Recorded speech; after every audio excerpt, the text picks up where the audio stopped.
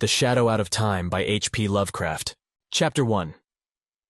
After 22 years of nightmare and terror, saved only by a desperate conviction of the mythical source of certain impressions, I am unwilling to vouch for the truth of that which I think I found in Western Australia on the night of July 17th, 1935. There is reason to hope that my experience was wholly or partly an hallucination, for which, indeed, abundant causes existed. And yet, its realism was so hideous that I sometimes find hope impossible. If the thing did happen, then man must be prepared to accept notions of the cosmos and of his own place in the seething vortex of time, whose merest mention is paralyzing. He must, too, be placed on guard against a specific lurking peril which, though it will never engulf the whole race, may impose monstrous and unguessable horrors upon certain venturesome members of it. It is for this latter reason that I urge, with all the force of my being, a final abandonment of all attempts at unearthing those fragments of unknown, primordial masonry which my expedition set out to investigate. Assuming that I was sane and awake, my experience on that night was such as has befallen no man before. It was, moreover, a frightful confirmation of all I had sought to dismiss as myth and dream. Mercifully, there is no proof, for in my fright I lost the awesome object which would, if real and brought out of that noxious abyss, have formed irrefutable evidence. When I came upon the horror, I was alone, and I have up to now told no one about it. I could not stop the others from digging in its direction, but chance and the shifting sand have so far saved them from finding it. Now I must formulate some definitive statement, not only for the sake of my own mental balance, but to warn such others as may read it seriously. These pages, much in whose earlier parts will be familiar to close readers of the general and scientific press, are written in the cabin of the ship that is bringing me home. I shall give them to my son, Professor Wingate Peaslee of Miskatonic University, the only member of my family who stuck to me after my queer amnesia of long ago, and the man best informed on the inner facts of my case. Of all living persons, he is least likely to ridicule what I shall tell of that fateful night. I did not enlighten him orally before sailing, because I think he had better have the revelation in written form. Reading and rereading at leisure will leave with him a more convincing picture than my confused tongue could hope to convey. He can do as he thinks best with this account, showing it, with suitable comment, to any quarters where it will be likely to accomplish good. It is for the sake of such readers as are unfamiliar with the earlier phases of my case that I'm prefacing the revelation itself, with a fairly ample summary of its background. My name is Nathaniel Wingate Peaslee, and those who recall the newspaper tales of a generation back, or the letters and articles in psychological journals 6 or 7 years ago, will know who and what I am. The press was filled with the details of my strange amnesia in 1908-13, and much was made of the traditions of horror, madness, and witchcraft, which lurk behind the ancient Massachusetts town then and now forming my place of residence. Yet I would have it known that there is nothing whatever of the mad or sinister in my heredity and early life. This is a highly important fact in view of the shadow which fell so suddenly upon me from outside sources. It may be that centuries of dark brooding had given to crumbling, whisper-haunted Arkham a peculiar vulnerability as regards such shadows, though even this seems doubtful in the light of those other cases which I later came to study. But the chief point is that my own ancestry and background are altogether normal. What came from somewhere else, where I even now hesitate to assert in plain words. I am the son of Jonathan and Hannah Wingate Peaslee, both of wholesome old Haverhill stock. I was born and reared in Haverhill, at the old homestead in Boardman Street near Golden Hill, and did not go to Arkham till I entered Miskatonic University at the age of 18. That was in 1889. After my graduation, I studied economics at Harvard, and came back to Miskatonic as instructor of political economy in 1895. For 13 years more, my life ran smoothly and happily. I married Alice Keyser of Haverhill in 1896, and my 3 children, Robert K., Wingate, and Hannah, were born in 1898, 1900, and 1903, respectively. In 1898, I became an associate professor, and in 1902, a full professor. At no time had I the least interest in either occultism or abnormal psychology. It was on Thursday, May 14th, 1908, that the queer amnesia came. The thing was quite sudden, though later I realized that certain brief, glimmering visions of several hours previous chaotic visions which disturbed me greatly because they were so unprecedented, must have formed premonitory symptoms. My head was aching, and I had a singular feeling, altogether new to me, that someone else was trying to get possession of my thoughts. The collapse occurred about 10:20 a.m., while I was conducting a class in Political Economy 6, History and Present Tendencies of Economics, for juniors and a few sophomores. I began to see strange shapes before my eyes, and to feel that I was in a grotesque room other than the classroom. My thoughts and speech wandered from my subject, and the students saw that something was gravely amiss.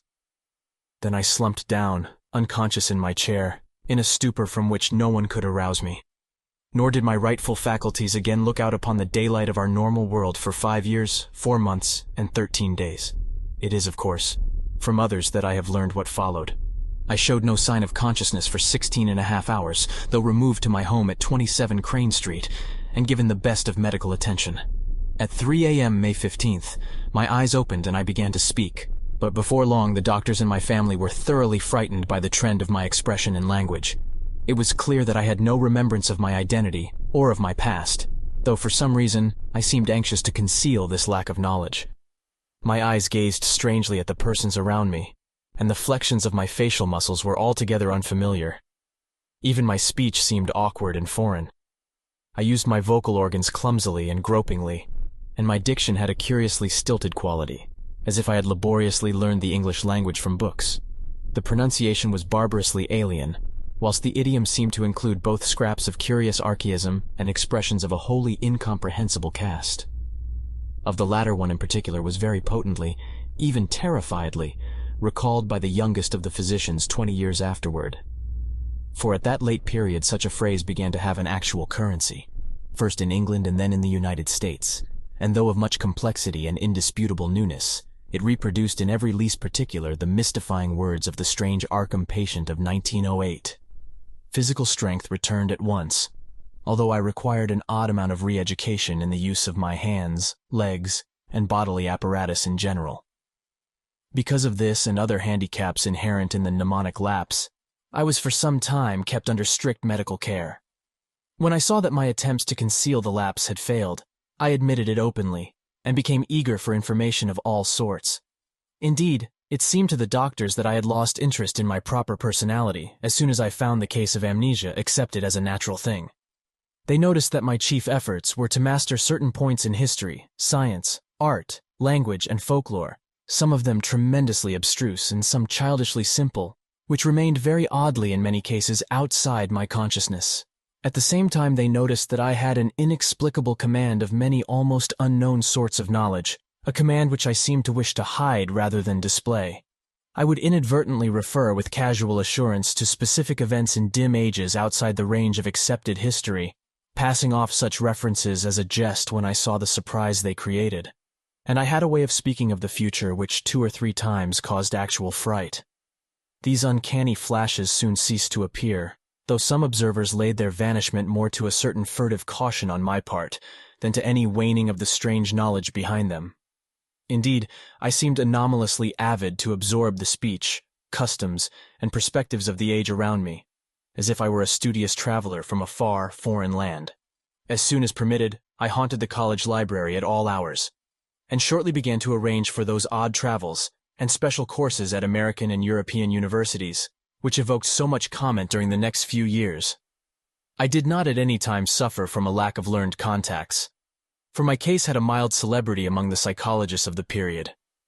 I was lectured upon as a typical example of secondary personality, even though I seemed to puzzle the lecturers now and then with some bizarre symptom or some queer trace of carefully veiled mockery. Of real friendliness, however, I encountered little. Something in my aspect and speech seemed to excite vague fears and aversions in everyone I met, as if I were a being infinitely removed from all that is normal and healthful. This idea of a black hidden horror connected with incalculable gulfs of some sort of distance was oddly widespread and persistent. My own family formed no exception. From the moment of my strange waking, my wife had regarded me with extreme horror and loathing, vowing that I was some utter alien usurping the body of her husband. In 1910, she obtained a legal divorce, nor would she ever consent to see me, even after my return to normalcy in 1913. These feelings were shared by my elder son and my small daughter, neither of whom I have ever seen since. Only my second son Wingate seemed able to conquer the terror and repulsion which my change aroused. He indeed felt that I was a stranger, but though only 8 years old, held fast to a faith that my proper self would return. When it did return, he sought me out, and the courts gave me his custody. In succeeding years he helped me with the studies to which I was driven, and today at 35 he is a professor of psychology at Miskatonic. But I do not wonder at the horror I caused, for certainly the mind, voice, and facial expression of the being that awaked on May 15th, 1908, were not those of Nathaniel Wingate Peaslee. I will not attempt to tell much of my life from 1908 to 1913, since readers may glean all the outward essentials, as I largely had to do, from files of old newspapers and scientific journals. I was given charge of my funds, and spent them slowly, and on the whole wisely, in travel and in study, at various centers of learning. My travels, however, were singular in the extreme, involving long visits to remote and desolate places. In 1909 I spent a month in the Himalayas, and in 1911 aroused much attention through a camel trip into the unknown deserts of Arabia. What happened on those journeys, I have never been able to learn. During the summer of 1912 I chartered a ship and sailed in the Arctic north of Spitsbergen, afterward showing signs of disappointment. Later in that year, I spent weeks alone beyond the limits of previous or subsequent exploration in the vast limestone cavern systems of Western Virginia. Black labyrinths so complex that no retracing of my steps could even be considered. My sojourns at the universities were marked by abnormally rapid assimilation, as if the secondary personality had an intelligence enormously superior to my own. I have found also that my rate of reading and solitary study was phenomenal. I could master every detail of a book merely by glancing over it as fast as I could turn the leaves, while my skill at interpreting complex figures in an instant was veritably awesome. At times there appeared almost ugly reports of my power to influence the thoughts and acts of others, though I seem to have taken care to minimize displays of this faculty. Other ugly reports concern my intimacy with leaders of occultist groups, and scholars suspected of connection with nameless bands of abhorrent elder world hierophants. These rumors, though never proved at the time, were doubtless stimulated by the known tenor of some of my reading, for the consultation of rare books at libraries cannot be effected secretly. There is tangible proof, in the form of marginal notes, that I went minutely through such things as the Comte d'Erlet's Cultes des Ghouls, Ludwig Prin's De Vermis Mysterius, the Unausprechlichen Kulten of von Junst, the surviving fragments of the puzzling Book of Eban, and the dreaded Necronomicon of the mad Arab Abdul al-Hazred. Then, too, it is undeniable that a fresh and evil wave of underground cult activity set in about the time of my odd mutation. In the summer of 1913, I began to display signs of ennui and flagging interest, and to hint to various associates that a change might soon be expected in me. I spoke of returning memories of my earlier life, though most auditors judged me insincere, since all the recollections I gave were casual, and such as might have been learned from my old private papers. About the middle of August I returned to Arkham and reopened my long-closed house in Crane Saint. Here I installed a mechanism of the most curious aspect, constructed piecemeal by different makers of scientific apparatus in Europe and America, and guarded carefully from the sight of anyone intelligent enough to analyze it. Those who did see it, a workman, a servant, and the new housekeeper, say that it was a queer mixture of rods, wheels, and mirrors, though only about 2 feet tall, 1 foot wide, and 1 foot thick. The central mirror was circular and convex. All this is borne out by such makers of parts as can be located. On the evening of Friday, September 26th, I dismissed the housekeeper and the maid till noon of the next day. Lights burned in the house till late, and a lean, dark, curiously foreign-looking man called in an automobile. It was about 1 a.m. that the lights were last seen. At 2:15 a.m., a policeman observed the place in darkness, but with the stranger's motor still at the curb. By 4 o'clock the motor was certainly gone. It was at 6 that a hesitant foreign voice on the telephone asked Dr. Wilson to call at my house and bring me out of a peculiar faint. This call, a long-distance one, was later traced to a public booth in the North Station in Boston, but no sign of the lean foreigner was ever unearthed. When the doctor reached my house, he found me unconscious in the sitting room, in an easy chair with a table drawn up before it. On the polished tabletop were scratches showing where some heavy object had rested. The queer machine was gone, nor was anything afterward heard of it. Undoubtedly, the dark, lean foreigner had taken it away. In the library grate were abundant ashes evidently left from the burning of every remaining scrap of paper on which I had written since the advent of the amnesia.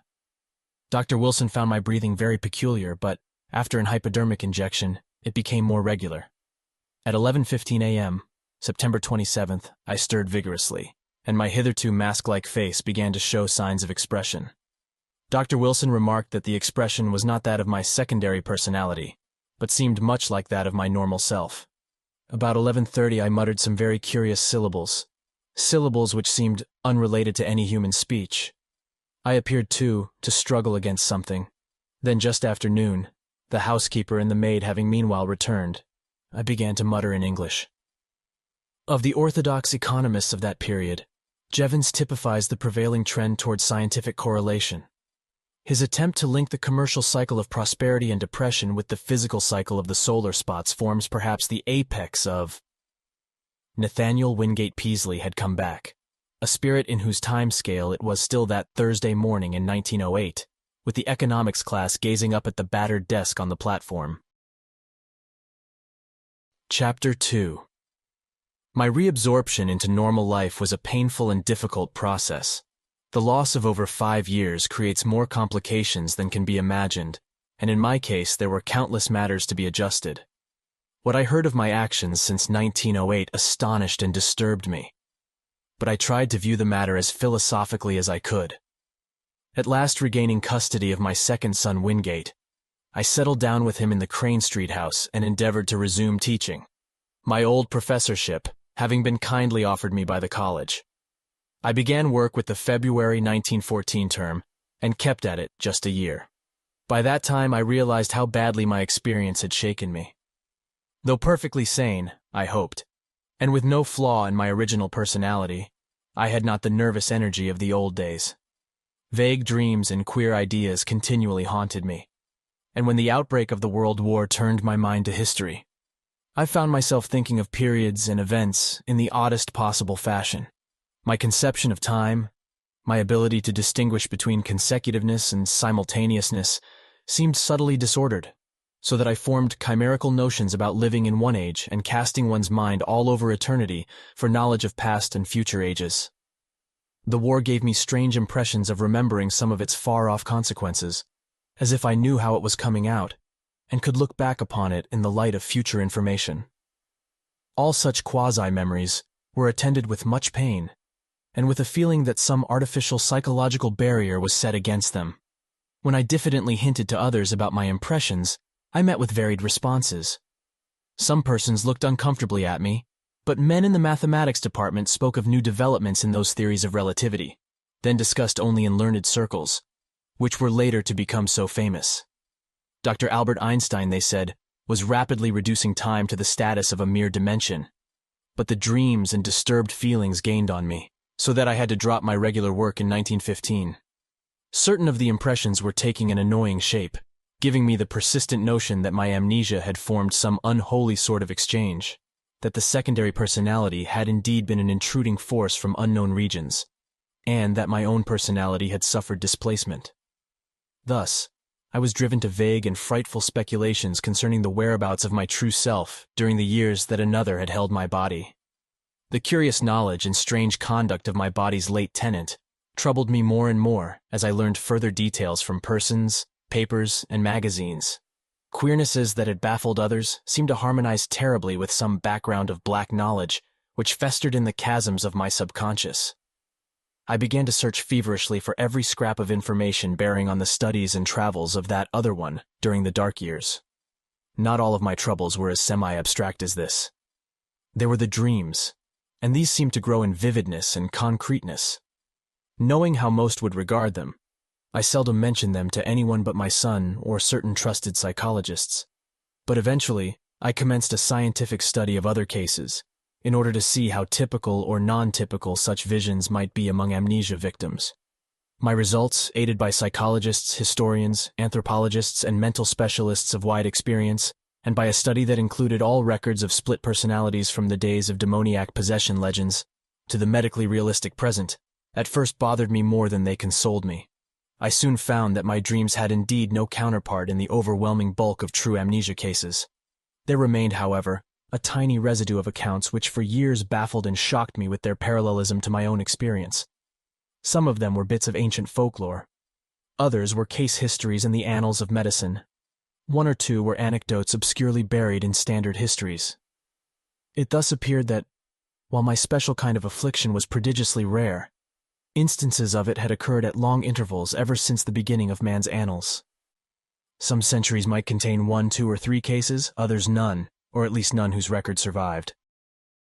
The essence was always the same: a person of keen thoughtfulness seized with a strange secondary life and leading for a greater or lesser period an utterly alien existence typified at first by vocal and bodily awkwardness, and later by a wholesale acquisition of scientific, historic, artistic, and anthropological knowledge. An acquisition carried on with feverish zest and with a wholly abnormal absorptive power. Then a sudden return of the rightful consciousness, intermittently plagued ever after with vague unplaceable dreams, suggesting fragments of some hideous memory elaborately blotted out. And the close resemblance of those nightmares to my own, even in some of the smallest particulars, left no doubt in my mind of their significantly typical nature.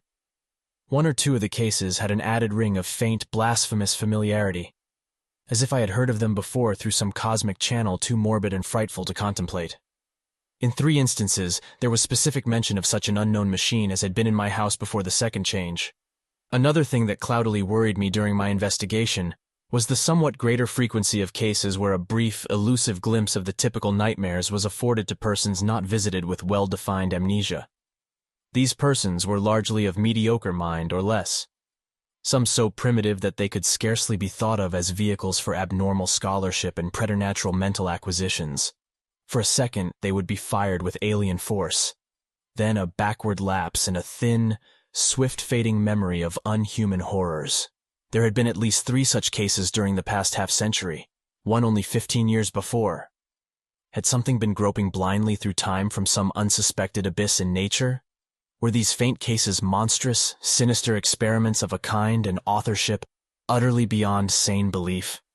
Such were a few of the formless speculations of my weaker hours, fancies abetted by myths which my studies uncovered. For I could not doubt but that certain persistent legends of immemorial antiquity, apparently unknown to the victims and physicians connected with recent amnesia cases, formed a striking and awesome elaboration of memory lapses such as mine. Of the nature of the dreams and impressions which were growing so clamorous I still almost fear to speak. They seemed to savor of madness, and at times I believed I was indeed going mad. Was there a special type of delusion, afflicting those who had suffered lapses of memory? Conceivably, the efforts of the subconscious mind to fill up a perplexing blank with pseudo-memories might give rise to strange imaginative vagaries. This indeed, though an alternative folklore theory finally seemed to me more plausible, was the belief of many of the alienists who helped me in my search for parallel cases, and who shared my puzzlement at the exact resemblances sometimes discovered. They did not call the condition true insanity, but classed it rather among neurotic disorders. My course in trying to track it down and analyze it, instead of vainly seeking to dismiss or forget it, they heartily endorsed as correct according to the best psychological principles. I especially valued the advice of such physicians as had studied me during my possession by the other personality. My first disturbances were not visual at all, but concerned the more abstract matters which I have mentioned. There was, too, a feeling of profound and inexplicable horror concerning myself. I developed a queer fear of seeing my own form, as if my eyes would find it something utterly alien and inconceivably abhorrent. When I did glance down and behold the familiar human shape in quiet gray or blue clothing, I always felt a curious relief, though in order to gain this relief, I had to conquer an infinite dread. I shunned mirrors as much as possible, and was always shaved at the barber's. It was a long time before I correlated any of these disjointed feelings with the fleeting visual impressions which began to develop. The first such correlation had to do with the odd sensation of an external, artificial restraint on my memory. I felt that the snatches of sight I experienced had a profound and terrible meaning, and a frightful connection with myself, but that some purposeful influence held me from grasping that meaning and that connection. Then came that queerness about the element of time, and with it desperate efforts to place the fragmentary dream glimpses in the chronological and spatial pattern. The glimpses themselves were at first merely strange rather than horrible. I would seem to be in an enormous vaulted chamber whose lofty stone groinings were well nigh lost in the shadows overhead. In whatever time or place the scene might be, the principle of the arch was known as fully and used as extensively as by the Romans. There were colossal round windows and high-arched doors, and pedestals or tables each as tall as the height of an ordinary room. Vast shelves of dark wood lined the walls, holding what seemed to be volumes of immense size with strange hieroglyphs on their backs. The exposed stonework held curious carvings, always in curvilinear mathematical designs, and there were chiseled inscriptions in the same characters that the huge books bore. The dark granite masonry was of a monstrous megalithic type, with lines of convex-topped blocks fitting the concave-bottomed courses which rested upon them. There were no chairs, but the tops of the vast pedestals were littered with books, papers, and what seemed to be writing materials, oddly figured jars of a purplish metal, and rods with stained tips. Tall as the pedestals were, I seemed at times able to view them from above. On some of them were great globes of luminous crystal serving as lamps, and inexplicable machines formed of vitreous tubes and metal rods. The windows were glazed, and latticed with stout-looking bars. Though I dared not approach and peer out them, I could see from where I was the waving tops of singular fern-like growths. The floor was of massive octagonal flagstones, while rugs and hangings were entirely lacking. Later I had visions of sweeping through cyclopean corridors of stone, and up and down gigantic inclined planes of the same monstrous masonry. There were no stairs anywhere, nor was any passageway less than 30 feet wide. Some of the structures through which I floated must have towered into the sky for thousands of feet. There were multiple levels of black vaults below, and never-opened trapdoors, sealed down with metal bands and holding dim suggestions of some special peril.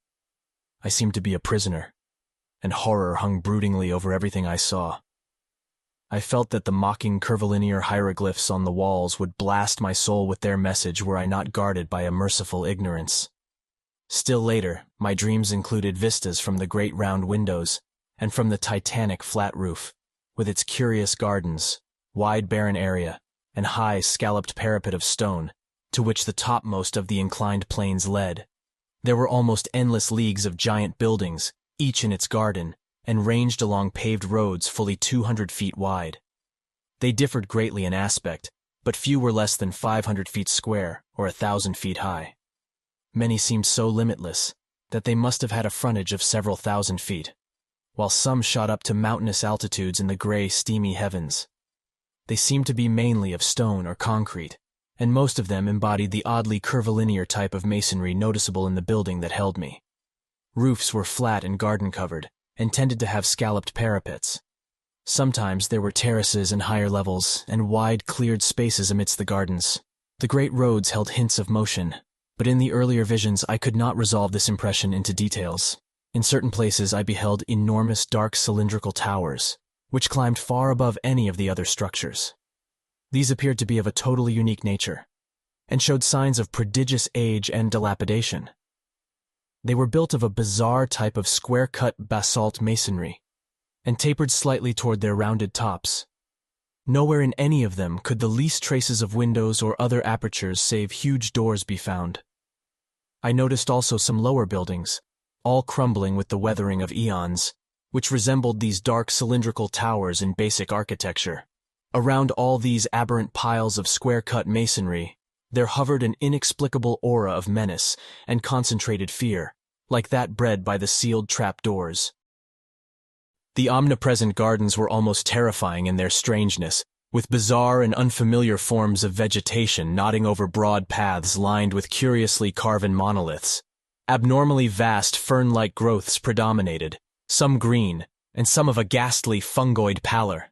Among them rose great spectral things resembling calamites, whose bamboo-like trunks towered to fabulous heights. Then there were tufted forms like fabulous cycads, and grotesque dark green shrubs and trees of coniferous aspect.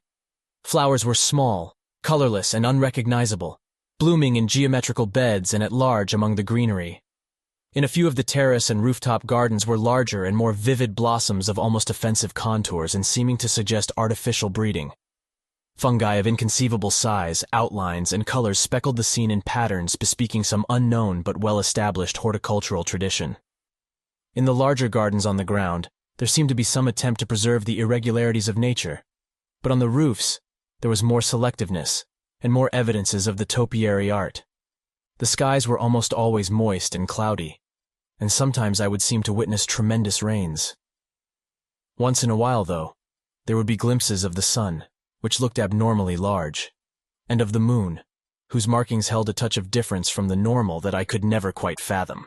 When, very rarely, the night sky was clear to any extent, I beheld constellations which were nearly beyond recognition. Known outlines were sometimes approximated, but seldom duplicated, and from the position of the few groups I could recognize, I felt I must be in the Earth's southern hemisphere, near the Tropic of Capricorn. The far horizon was always steamy and indistinct, but I could see that great jungles of unknown tree ferns, calamites, lepidodendra, and sigillaria lay outside the city, their fantastic frondage waving mockingly in the shifting vapors. Now and then there would be suggestions of motion in the sky, but these my early visions never resolved. By the autumn of 1914, I began to have infrequent dreams of strange floatings over the city and through the regions around it. I saw interminable roads through forests of fearsome growths, with mottled, fluted, and banded trunks, and past other cities as strange as the one which persistently haunted me. I saw monstrous constructions of black or iridescent stone in glades and clearings, where perpetual twilight reigned, and traversed long causeways over swamps so dark that I could tell but little of their moist, towering vegetation. Once I saw an area of countless miles strewn with age-blasted basaltic ruins, whose architecture had been like that of the few windowless, round-topped towers in the haunting city. And once I saw the sea, a boundless, steamy expanse beyond the colossal stone piers of an enormous town of domes and arches. Great shapeless suggestions of shadow moved over it, and here and there its surface was vexed with anomalous spoutings. Chapter 3. As I have said, it was not immediately that these wild visions began to hold their terrifying quality. Certainly many persons have dreamed intrinsically stranger things compounded of unrelated scraps of daily life, pictures and reading, and arranged in fantastically novel forms by the unchecked caprices of sleep. For some time I accepted the visions as natural, even though I had never before been an extravagant dreamer. Many of the vague anomalies, I argued, must have come from trivial sources too numerous to track down, while others seemed to reflect a common textbook knowledge of the plants and other conditions of the primitive world of 150 million years ago, the world of the Permian or Triassic age. In the course of some months, however, the element of terror did figure with accumulating force. This was when the dreams began so unfailingly to have the aspect of memories, and when my mind began to link them with my growing abstract disturbances, the feeling of mnemonic restraint, the curious impressions regarding time, the sense of a loathsome exchange with my secondary personality of 1908-13, and considerably later, the inexplicable loathing of my own person. As certain definite details began to enter the dreams, their horror increased 1,000-fold, until by October 1915 I felt I must do something. It was then that I began an intensive study of other cases of amnesia and visions, feeling that I might thereby objectivize my trouble and shake clear of its emotional grip. However, as before mentioned, the result was at first almost exactly opposite. It disturbed me vastly to find that my dreams had been so closely duplicated, especially since some of the accounts were too early to admit of any geological knowledge, and therefore of any idea of primitive landscapes, on the subject's part. What is more, many of these accounts supplied very horrible details and explanations in connection with the visions of great buildings and jungle gardens, and other things. The actual sights and vague impressions were bad enough, but what was hinted or asserted by some of the other dreamers savored of madness and blasphemy. Worst of all, my own pseudo-memory was aroused to wilder dreams and hints of coming revelations, and yet most doctors deemed my course on the whole an advisable one. I studied psychology systematically, and under the prevailing stimulus my son Wingate did the same, his studies leading eventually to his present professorship. In 1917 and 1918, I took special courses at Miskatonic. Meanwhile, my examination of medical, historical, and anthropological records became indefatigable, involving travels to distant libraries, and finally including even a reading of the hideous books of forbidden elder lore in which my secondary personality had been so disturbingly interested. Some of the latter were the actual copies I had consulted in my altered state, and I was greatly disturbed by certain marginal notations and ostensible corrections of the hideous text in a script and idiom which somehow seemed oddly unhuman. These markings were mostly in the respective languages of the various books, all of which the writer seemed to know with equal though obviously academic facility. One note appended to von Junst's Unaussprechlichen Kulten, however, was alarmingly otherwise. It consisted of certain curvilinear hieroglyphs in the same ink as that of the German corrections, but following no recognized human pattern.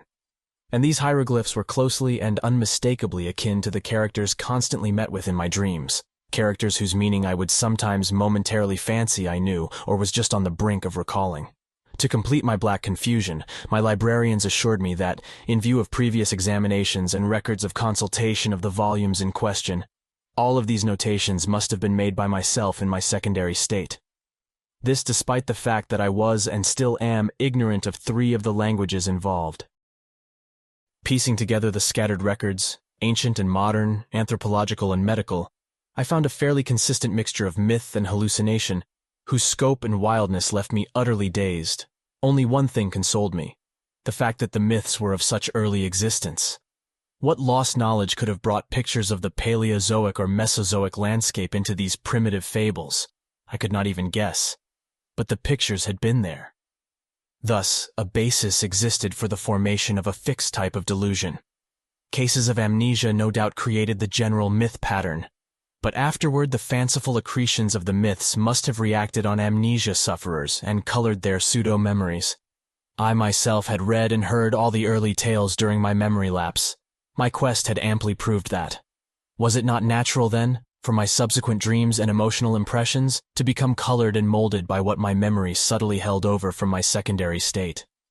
A few of the myths had significant connections with other cloudy legends of the pre-human world, especially those Hindu tales involving stupefying gulfs of time and forming part of the lore of modern theosophists. Primal myth and modern delusion joined in their assumption that mankind is only one, perhaps the least, of the highly evolved and dominant races of this planet's long and largely unknown career. Things of inconceivable shape, they implied, had reared towers to the sky and delved into every secret of nature, before the first amphibian forebear of man had crawled out of the hot sea 300 million years ago. Some had come down from the stars. A few were as old as the cosmos itself. Others had arisen swiftly from terrene germs as far behind the first germs of our life cycle as those germs are behind ourselves. Spans of thousands of millions of years and linkages with other galaxies and universes were freely spoken of. Indeed, there was no such thing as time in its humanly accepted sense, but most of the tales and impressions concerned a relatively late race, of a queer and intricate shape, resembling no life form known to science, which had lived till only 50 million years before the advent of man. This, they indicated, was the greatest race of all, because it alone had conquered the secret of time. It had learned all things that ever were known or ever would be known on the earth, through the power of its keener minds to project themselves into the past and future, even through gulfs of millions of years, and study the lore of every age. From the accomplishments of this race arose all legends of prophets, including those in human mythology. In its vast libraries were volumes of texts and pictures holding the whole of Earth's annals, histories and descriptions of every species that had ever been or that ever would be, with full records of their arts, their achievements, their languages, and their psychologies. With this eon-embracing knowledge, the great race chose from every era and life form such thoughts, arts, and processes as might suit its own nature and situation.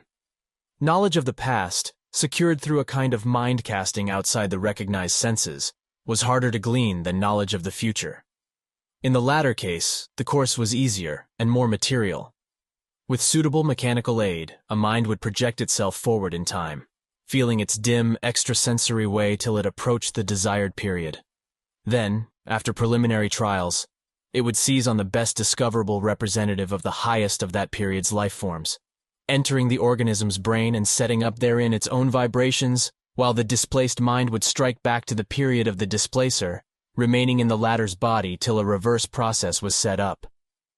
The projected mind, in the body of the organism of the future, would then pose as a member of the race whose outward form it wore. Learning as quickly as possible all that could be learned of the chosen age and its massed information and techniques. Meanwhile, the displaced mind, thrown back to the displacer's age and body, would be carefully guarded. It would be kept from harming the body it occupied, and would be drained of all its knowledge by trained questioners. Often it could be questioned in its own language, when previous quests into the future had brought back records of that language. If the mind came from a body whose language the great race could not physically reproduce, clever machines would be made, on which the alien speech could be played as on a musical instrument.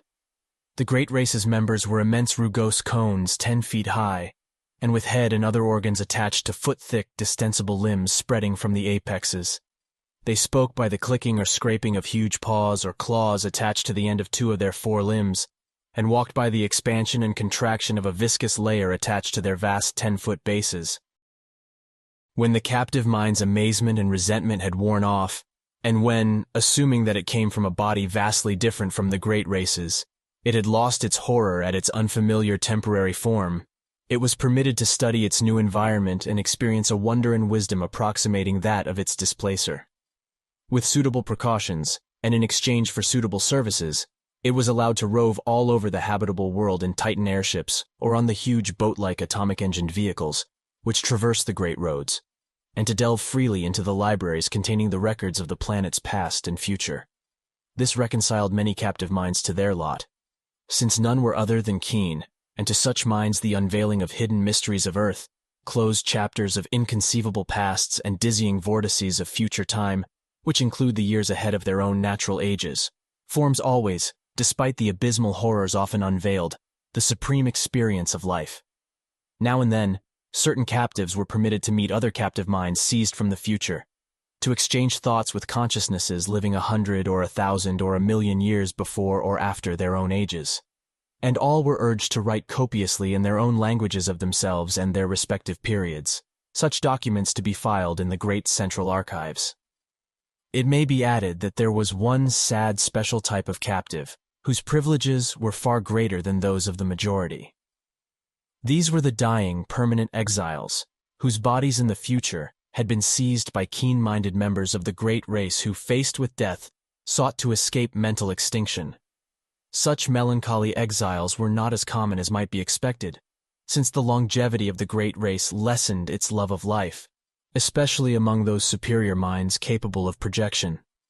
From cases of the permanent projection of elder minds arose many of those lasting changes of personality noticed in later history, including mankind's. As for the ordinary cases of exploration, when the displacing mind had learned what it wished in the future, it would build an apparatus like that which had started its flight and reverse the process of projection. Once more it would be in its own body in its own age, while the lately captive mind would return to that body of the future to which it properly belonged. Only when one or the other of the bodies had died during the exchange was this restoration impossible. In such cases, of course, the exploring mind had, like those of the death escapers, to live out an alien-bodied life in the future, or else the captive mind, like the dying permanent exiles, had to end its days in the form and past age of the great race. This fate was least horrible when the captive mind was also of the great race, a not infrequent occurrence, since in all its periods that race was intensely concerned with its own future. The number of dying permanent exiles of the great race was very slight, largely because of the tremendous penalties attached to displacements of future great race minds by the moribund. Through projection, arrangements were made to inflict these penalties on the offending minds in their new future bodies, and sometimes forced re-exchanges were effected. Complex cases of the displacement of exploring or already captive minds by minds in various regions of the past had been known and carefully rectified. In every age since the discovery of mind projection, a minute but well-recognized element of the population consisted of great race minds from past ages, sojourning for a longer or shorter while. When a captive mind of alien origin was returned to its own body in the future, it was purged by an intricate mechanical hypnosis of all it had learned in the great race's age. This because of certain troublesome consequences inherent in the general carrying forward of knowledge in large quantities. The few existing instances of clear transmission had caused, and would cause at known future times, great disasters. And it was largely in consequence of two cases of the kind, said the old myths, that mankind had learned what it had concerning the great race. Of all things surviving physically and directly from that eon-distant world, there remained only certain ruins of great stones in far places and under the sea, and parts of the text of the frightful Pnakotic manuscripts. Thus the returning mind reached its own age with only the faintest and most fragmentary visions of what it had undergone since its seizure. All memories that could be eradicated were eradicated, so that in most cases only a dream-shadowed blank stretched back to the time of the first exchange. Some minds recalled more than others, and the chance joining of memories had at rare times brought hints of the forbidden past to future ages. There probably never was a time when groups or cults did not secretly cherish certain of these hints. In the Necronomicon, the presence of such a cult among human beings was suggested, a cult that sometimes gave aid to minds voyaging down the eons from the days of the Great Race. And meanwhile, the Great Race itself waxed well-nigh omniscient and turned to the task of setting up exchanges with the minds of other planets, and of exploring their pasts and futures. It sought likewise to fathom the past years and origin of that black, eon-dead orb in far space whence its own mental heritage had come, for the mind of the great race was older than its bodily form. The beings of a dying elder world, wise with the ultimate secrets, had looked ahead for a new world and species wherein they might have long life, and had sent their minds en masse into that future race best adapted to house them, the cone-shaped things that peopled our Earth 1 billion years ago. Thus, the great race came to be, while the myriad minds sent backward were left to die in the horror of strange shapes. Later, the race would again face death, yet would live through another forward migration of its best minds into the bodies of others who had a longer physical span ahead of them. Such was the background of intertwined legend and hallucination. When around 1920, I had my researches in coherent shape, I felt a slight lessening of the tension which their earlier stages had increased. After all, and in spite of the fancies prompted by blind emotions, were not most of my phenomena readily explainable? Any chance might have turned my mind to dark studies during the amnesia, and then I read the forbidden legends and met the members of ancient and ill-regarded cults. That, plainly, supplied the material for the dreams and disturbed feelings which came after the return of memory. As for the marginal notes in dream hieroglyphs and languages unknown to me, but laid at my door by librarians, I might easily have picked up a smattering of the tongues during my secondary state, while the hieroglyphs were doubtless coined by my fancy from descriptions in old legends, and afterward woven into my dreams. I tried to verify certain points through conversation with known cult leaders, but never succeeded in establishing the right connections. At times the parallelism of so many cases in so many distant ages continued to worry me as it had at first. But on the other hand, I reflected that the excitant folklore was undoubtedly more universal in the past than in the present. Probably all the other victims whose cases were like mine had had a long and familiar knowledge of the tales I had learned only when in my secondary state.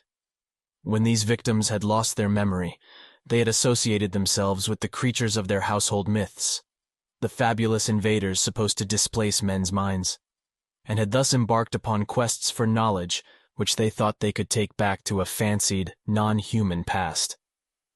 Then, when their memory returned, they reversed the associative process and thought of themselves as the former captive minds instead of as the displacers. Hence the dreams and pseudo-memories following the conventional myth pattern. Despite the seeming cumbrousness of these explanations, they came finally to supersede all others in my mind, largely because of the greater weakness of any rival theory. And a substantial number of eminent psychologists and anthropologists gradually agreed with me. The more I reflected, the more convincing did my reasoning seem, till in the end, I had a really effective bulwark against the visions and impressions which still assailed me. Suppose I did see strange things at night. These were only what I had heard and read of. Suppose I did have odd loathings and perspectives and pseudo-memories. These, too, were only echoes of myths absorbed in my secondary state. Nothing that I might dream, nothing that I might feel, could be of any actual significance. Fortified by this philosophy, I greatly improved in nervous equilibrium, even though the visions, rather than the abstract impressions, steadily became more frequent and more disturbingly detailed. In 1922, I felt able to undertake regular work again and put my newly gained knowledge to practical use by accepting an instructorship in psychology at the university. My old chair of political economy had long been adequately filled. Besides which, methods of teaching economics had changed greatly since my heyday. My son was at this time just entering on the postgraduate studies leading to his present professorship, and we worked together a great deal. Chapter 4. I continued, however, to keep a careful record of the autre dreams which crowded upon me so thickly and vividly. Such a record, I argued, was of genuine value as a psychological document. The glimpses still seemed damnably like memories, though I fought off this impression with a goodly measure of success. In writing, I treated the phantasmata as things seen, but at all other times I brushed them aside like any gossamer illusions of the night. I had never mentioned such matters in common conversation, though reports of them, filtering out as such things will, had aroused sundry rumors regarding my mental health. It is amusing to reflect that these rumors were confined wholly to laymen, without a single champion among physicians or psychologists. Of my visions after 1914, I will here mention only a few, since fuller accounts and records are at the disposal of the serious student. It is evident that with time the curious inhibitions somewhat waned, for the scope of my visions vastly increased. They have never, though, become other than disjointed fragments, seemingly without clear motivation. Within the dreams, I seemed gradually to acquire a greater and greater freedom of wandering. I floated through many strange buildings of stone, going from one to the other along mammoth underground passages, which seemed to form the common avenues of transit. Sometimes I encountered those gigantic sealed trapdoors in the lowest level, around which such an aura of fear and forbiddenness clung. I saw tremendous tessellated pools and rooms of curious and inexplicable utensils of myriad sorts. Then there were colossal caverns of intricate machinery whose outlines and purpose were wholly strange to me, and whose sound manifested itself only after many years of dreaming. I may here remark that sight and sound are the only senses I have ever exercised in the visionary world. The real horror began in May 1915, when I first saw the living things. This was before my studies had taught me what, in view of the myths and case histories, to expect. As mental barriers wore down, I beheld great masses of thin vapor in various parts of the building and in the streets below. These steadily grew more solid and distinct, till at last I could trace their monstrous outlines with uncomfortable ease. They seemed to be enormous iridescent cones, about 10 feet high and 10 feet wide at the base, and made up of some ridgy, scaly, semi-elastic matter. From their apexes projected 4 flexible cylindrical members, each a foot thick, and of a ridgy substance like that of the cones themselves. These members were sometimes contracted almost to nothing, and sometimes extended to any distance up to about 10 feet. Terminating 2 of them were enormous claws or nippers. At the end of a third were 4 red, trumpet-like appendages. The 4th terminated in an irregular yellowish globe some 2 feet in diameter, and having 3 great dark eyes, ranged along its central circumference. Surmounting this head were 4 slender gray stalks, bearing flower-like appendages, whilst from its nether side dangled 8 greenish antennae, or tentacles. The great base of the central cone was fringed with a rubbery gray substance which moved the whole entity through expansion and contraction. Their actions, though harmless, horrified me even more than their appearance, for it's not wholesome to watch monstrous objects doing what one has known only human beings to do. These objects moved intelligently around the great rooms, getting books from the shelves and taking them to the great tables, or vice versa, and sometimes writing diligently with a pen-like rod gripped in the greenish head tentacles. The huge nippers were used in carrying books and in conversation, speech consisting of a kind of clicking and scraping. The objects had no clothing, but wore satchels or knapsacks suspended from the top of the conical trunk.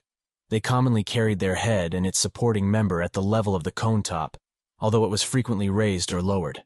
The other 3 great members tended to rest downward on the sides of the cone, contracted to about 5 feet each when not in use. From their rate of reading, writing, and operating their machines, those on the table seemed somehow connected with thought.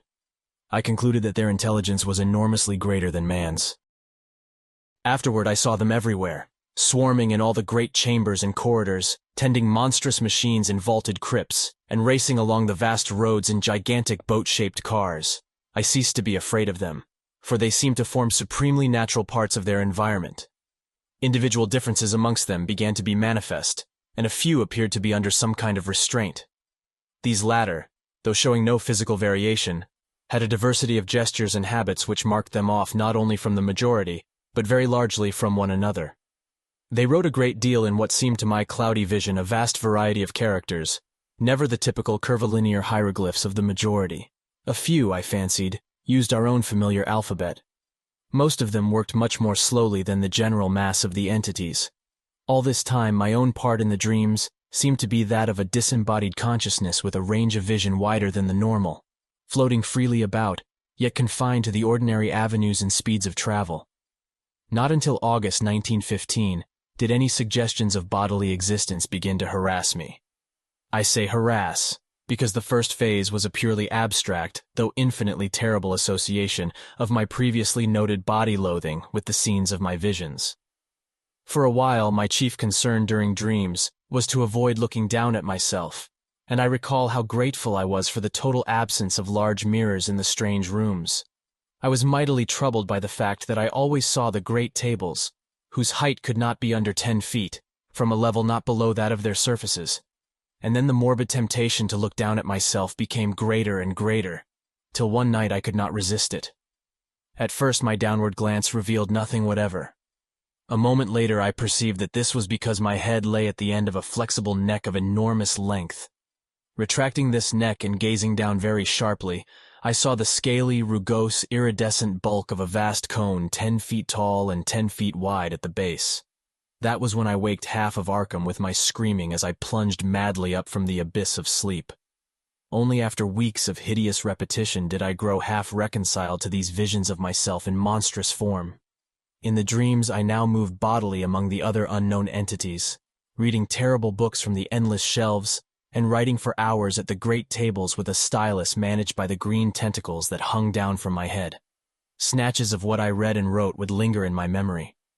There were horrible annals of other worlds and other universes, and of stirrings of formless life outside of all universes.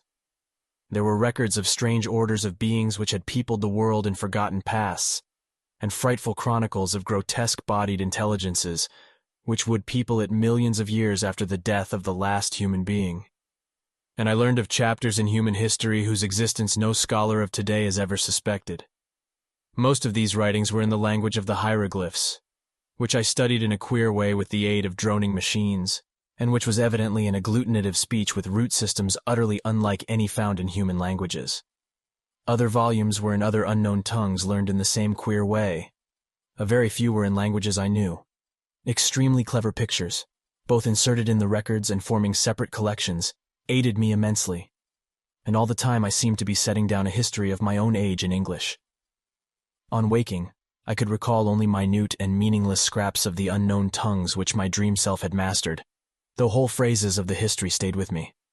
I learned, even before my waking self had studied the parallel cases or the old myths from which the dreams doubtless sprang, that the entities around me were of the world's greatest race, which had conquered time and had sent exploring minds into every age.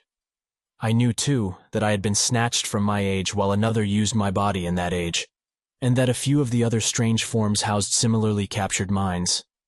I seemed to talk, in some odd language of claw clickings, with exiled intellects from every corner of the solar system. There was a mind from the planet we know as Venus, which would live incalculable epochs to come, and one from an outer moon of Jupiter 6 million years in the past. Of earthly minds there were some from the winged, star-headed, half-vegetable race of Paleogean Antarctica, one from the reptile people of fabled Volusia, 3 from the furry pre-human Hyperborean worshippers of Sathogwa, 1 from the wholly abominable Teotihuacos, 2 from the arachnid denizens of Earth's last age, 5 from the hardy coleopterous species immediately following mankind, to which the great race was some day to transfer its keenest minds en masse in the face of horrible peril, and several from different branches of humanity. I talked with the mind of Yang Li, a philosopher from the cruel empire of San Chan, which is to come in AD 5000, with that of a general of the great-headed brown people who held South Africa in BC 50,000, with that of a 12th century Florentine monk named Bartolomeo Corsi, with that of a king of Lomar, who had ruled that terrible polar land 100,000 years before the squat, yellow Inutos came from the west to engulf it, with that of Nugsoth, a magician of the dark conquerors of AD 16,000, with that of a Roman named Titus Sempronius Blasus, who had been a questor in Sulla's time, with that of Kephanes, an Egyptian of the 14th dynasty who told me the hideous secret of Nyarlathotep, with that of a priest of Atlantis's Middle Kingdom, with that of a Suffolk gentleman of Cromwell's day, James Woodville, with that of a court astronomer of pre-Inca Peru, with that of the Australian physicist Neville Kingston Brown, who will die in AD 2518, with that of an archimage of vanished Yei in the Pacific, with that of Theodotides, a Greco-Bactrian official of BC 200, with that of an aged Frenchman of Louis XIII's time named Pierre-Louis Montmagny, with that of Cromya, a Cimmerian chieftain of BC 15,000, and with so many others that my brain cannot hold the shocking secrets and dizzying marvels I learned from them.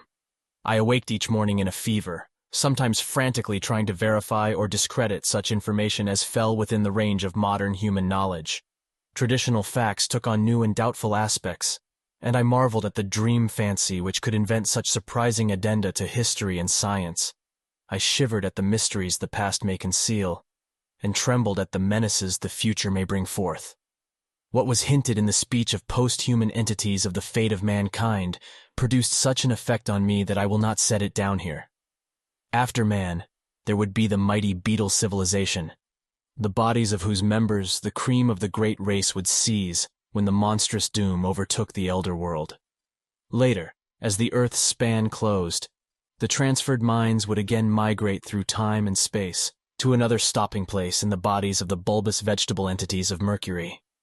But there would be races after them, clinging pathetically to the cold planet and burrowing to its horror-filled core before the utter end. Meanwhile, in my dreams, I wrote endlessly in that history of my own age which I was preparing, half voluntarily and half through promises of increased library and travel opportunities, for the great race's central archives. The archives were in a colossal subterranean structure near the city's center, which I came to know well through frequent labors and consultations. Meant to last as long as the race, and to withstand the fiercest of Earth's convulsions, this Titan repository surpassed all other buildings in the massive, mountain-like firmness of its construction. The records, written or printed on great sheets of a curiously tenacious cellulose fabric, were bound into books that opened from the top, and were kept in individual cases of a strange, extremely light, rustless metal of grayish hue, decorated with mathematical designs, and bearing the title in the great race's curvilinear hieroglyphs. These cases were stored in tiers of rectangular vaults, like closed, locked shelves, wrought of the same rustless metal and fastened by knobs with intricate turnings. My own history was assigned a specific place in the vaults of the lowest or vertebrate level, the section devoted to the culture of mankind and of the furry and reptilian races immediately preceding it in terrestrial dominance. But none of the dreams ever gave me a full picture of daily life. All were the merest misty, disconnected fragments, and it is certain that these fragments were not unfolded in their rightful sequence. I have, for example, a very imperfect idea of my own living arrangements in the dream world, though I seem to have possessed a great stone room of my own. My restrictions as a prisoner gradually disappeared, so that some of the visions included vivid travels over the mighty jungle roads, sojourns in strange cities, and explorations of some of the vast, dark, windowless ruins from which the great race shrank in curious fear. There were also long sea voyages in enormous, many-decked boats of incredible swiftness, and trips over wild regions in closed, projectile-like airships lifted and moved by electrical repulsion. Beyond the wide, warm ocean were other cities of the great race, and on one far continent, I saw the crude villages of the black-snouted, winged creatures who would evolve as a dominant stock after the great race had sent its foremost minds into the future to escape the creeping horror. Flatness and exuberant green life were always the keynote of the scene. Hills were low and sparse, and usually displayed signs of volcanic forces. Of the animals I saw, I could write volumes. All were wild, for the great race's mechanized culture had long since done away with domestic beasts, while food was wholly vegetable or synthetic. Clumsy reptiles of great bulk floundered in steaming morasses, fluttered in the heavy air, or spouted in the seas and lakes. And among these I fancied I could vaguely recognize lesser, archaic prototypes of many forms: dinosaurs, pterodactyls, ichthyosaurs, labyrinthodonts, rhamphorhynci, plesiosaurs, and the like, made familiar through paleontology. Of birds or mammals there were none that I could discern. The ground and swamps were constantly alive with snakes, lizards, and crocodiles, while insects buzzed incessantly amidst the lush vegetation. And far out at sea, unspied and unknown monsters spouted mountainous columns of foam into the vaporous sky. Once I was taken under the ocean in a gigantic submarine vessel with searchlights and glimpsed some living horrors of awesome magnitude. I saw also the ruins of incredible sunken cities and the wealth of crinoid, brachiopod, coral, and ichthytic life which everywhere abounded. Of the physiology, psychology, folkways, and detailed history of the great race, my visions preserved but little information, and many of the scattered points I here set down were gleaned from my study of old legends and other cases, rather than from my own dreaming. For in time, of course, my reading and research caught up with and passed the dreams in many phases, so that certain dream fragments were explained in advance and formed verifications of what I had learned. This consolingly established my belief that similar reading and research, accomplished by my secondary self, had formed the source of the whole terrible fabric of pseudo-memories. The period of my dreams, apparently, was one somewhat less than 150 million years ago, when the Paleozoic age was giving place to the Mesozoic. The bodies occupied by the great race represented no surviving or even scientifically known line of terrestrial evolution, but were of a peculiar, closely homogeneous, and highly specialized organic type, inclining as much to the vegetable as to the animal state. Cell action was of an unique sort, almost precluding fatigue, and wholly eliminating the need of sleep. Nourishment, assimilated through the red trumpet-like appendages on one of the great flexible limbs, was always semi-fluid, and in many aspects wholly unlike the food of existing animals. The beings had but two of the senses which we recognize, sight and hearing, the latter accomplished through the flower-like appendages on the gray stalks above their heads, but of other and incomprehensible senses, not however well utilizable by alien captive minds inhabiting their bodies. They possessed many. Their 3 eyes were so situated as to give them a range of vision wider than the normal. Their blood was a sort of deep greenish ichor of great thickness. They had no sex, but reproduced through seeds or spores which clustered on their bases and could be developed only under water. Great shallow tanks were used for the growth of their young, which were, however, reared only in small numbers on account of the longevity of individuals, 4,000 or 5,000 years being the common lifespan. Markedly defective individuals were quietly disposed of as soon as their defects were noticed. Disease and the approach of death were, in the absence of a sense of touch or of physical pain, recognized by purely visual symptoms. The dead were incinerated with dignified ceremonies. Once in a while, as before mentioned, a keen mind would escape death by forward projection in time, but such cases were not numerous. When one did occur, the exiled mind from the future was treated with the utmost kindness, till the dissolution of its unfamiliar tenement. The great race seemed to form a single loosely knit nation or league, with major institutions in common, though there were 4 definite divisions. The political and economic system of each unit was a sort of fascistic socialism, with major resources rationally distributed, and power delegated to a small governing board elected by the votes of all able to pass certain educational and psychological tests. Family organization was not overstressed, though ties among persons of common descent were recognized, and the young were generally reared by their parents. Resemblances to human attitudes and institutions were, of course, most marked in those fields where on the one hand highly abstract elements were concerned, or where on the other hand there was a dominance of the basic, unspecialized urges common to all organic life. A few added likenesses came through conscious adoption as the great race probed the future and copied what it liked. Industry, highly mechanized, demanded but little time from each citizen, and the abundant leisure was filled with intellectual and aesthetic activities of various sorts. The sciences were carried to an unbelievable height of development, and art was a vital part of life, though at the period of my dreams it had passed its crest and meridian. Technology was enormously stimulated through the constant struggle to survive and to keep in existence the physical fabric of great cities, imposed by the prodigious geologic upheavals of those primal days. Crime was surprisingly scanty and was dealt with through highly efficient policing. Punishments ranged from privilege deprivation and imprisonment to death, or major emotion wrenching, and were never administered without a careful study of the criminal's motivations. Warfare, largely civil for the last few millennia, though sometimes waged against reptilian and octopodic invaders, or against the winged, star-headed old ones who centered in the Antarctic, was infrequent, though infinitely devastating. An enormous army, using camera-like weapons which produced tremendous electrical effects, was kept on hand for purposes seldom mentioned, but obviously connected with the ceaseless fear of the dark, windowless elder ruins and of the great sealed trapdoors in the lowest subterranean levels. This fear of the basalt ruins and trapdoors was largely a matter of unspoken suggestion, or at most, of furtive quasi-whispers. Everything specific which bore on it was significantly absent from such books as were on the common shelves.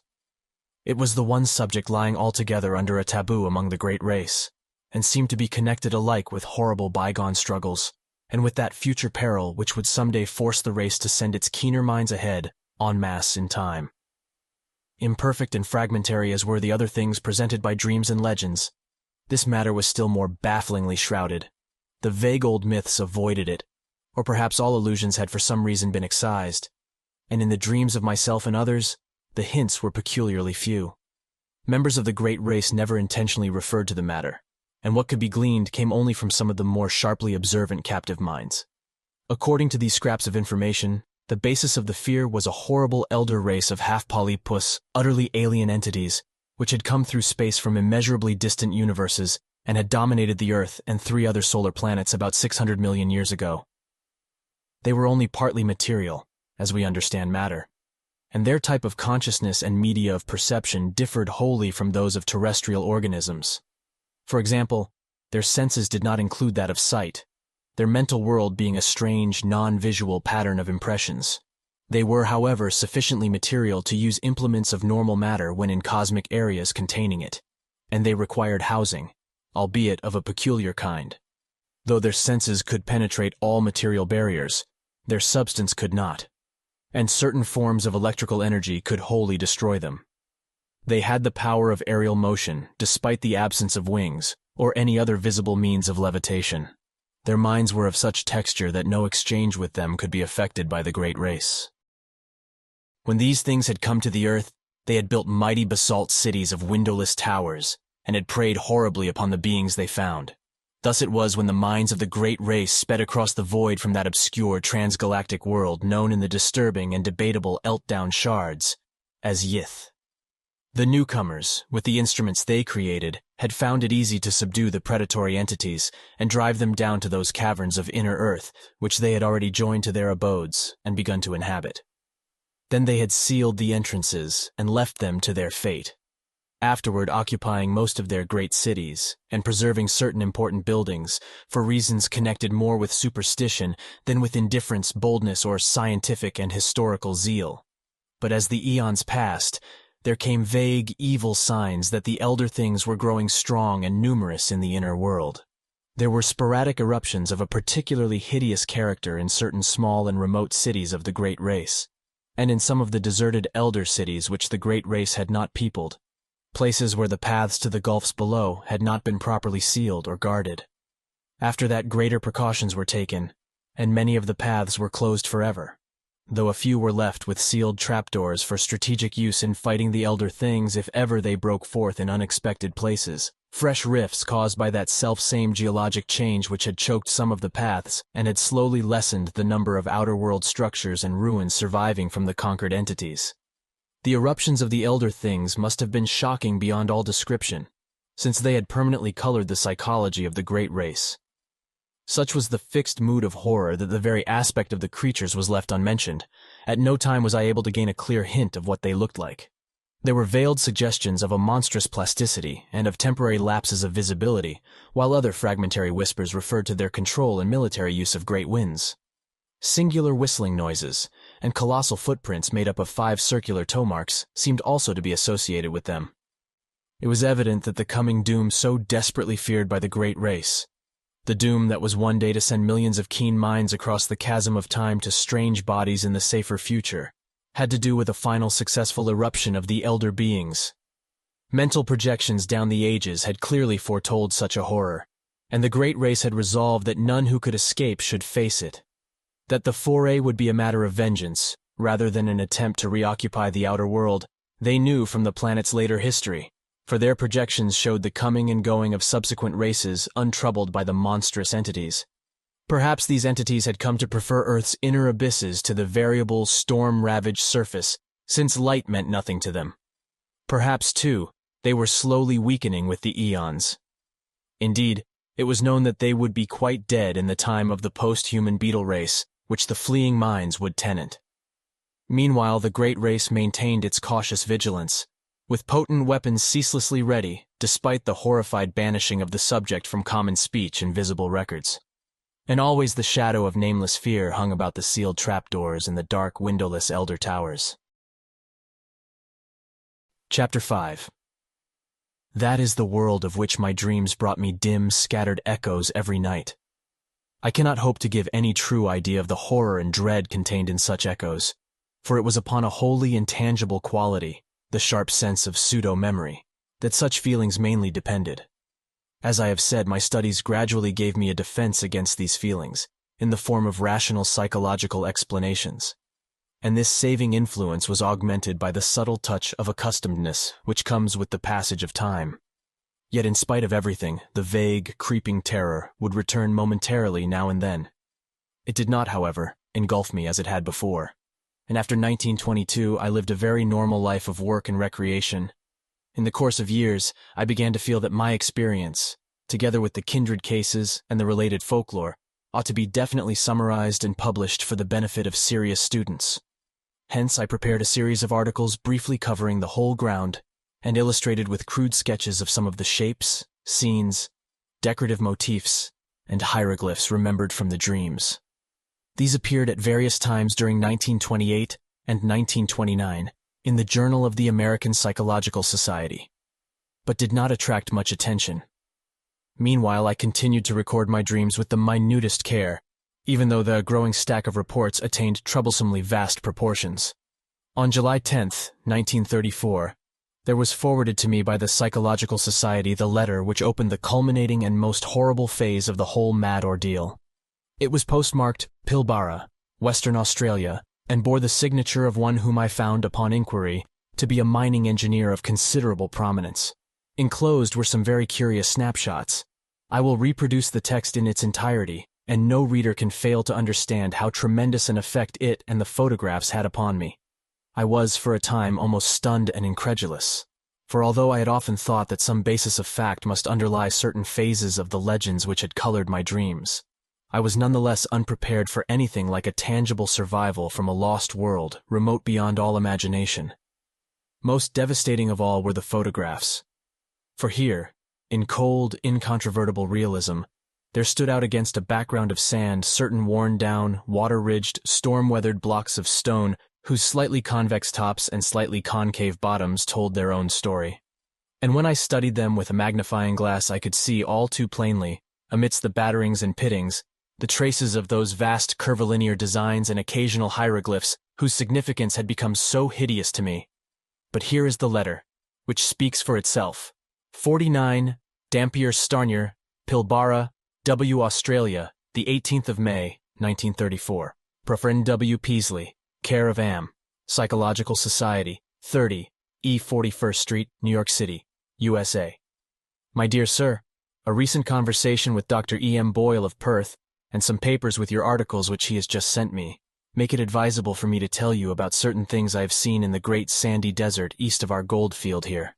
It would seem, in view of the peculiar legends about old cities with huge stonework and strange designs and hieroglyphs which you describe, that I have come upon something very important. The blackfellows have always been full of talk about great stones with marks on them, and seem to have a terrible fear of such things. They connect them in some way with their common racial legends about Budai, the gigantic old man who lies asleep for ages underground with his head on his arm, and who will someday awake and eat up the world. There are some very old and half-forgotten tales of enormous underground huts of great stones, where passages lead down, and where horrible things have happened. The blackfellows claim that once some warriors, fleeing in battle, went down into one and never came back, but that frightful winds began to blow from the place soon after they went down. However, there usually isn't much in what these natives say. But what I have to tell is more than this.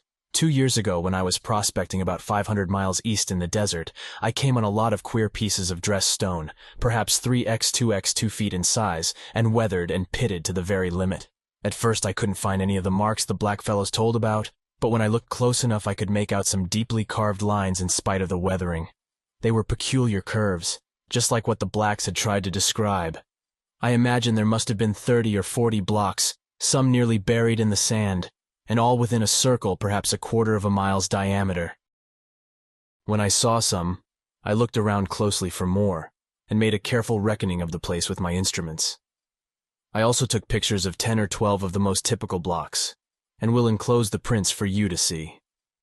I turned my information and pictures over to the government at Perth, but they have done nothing with them. Then I met Dr. Boyle, who had read your articles in the Journal of the American Psychological Society, and in time happened to mention the stones.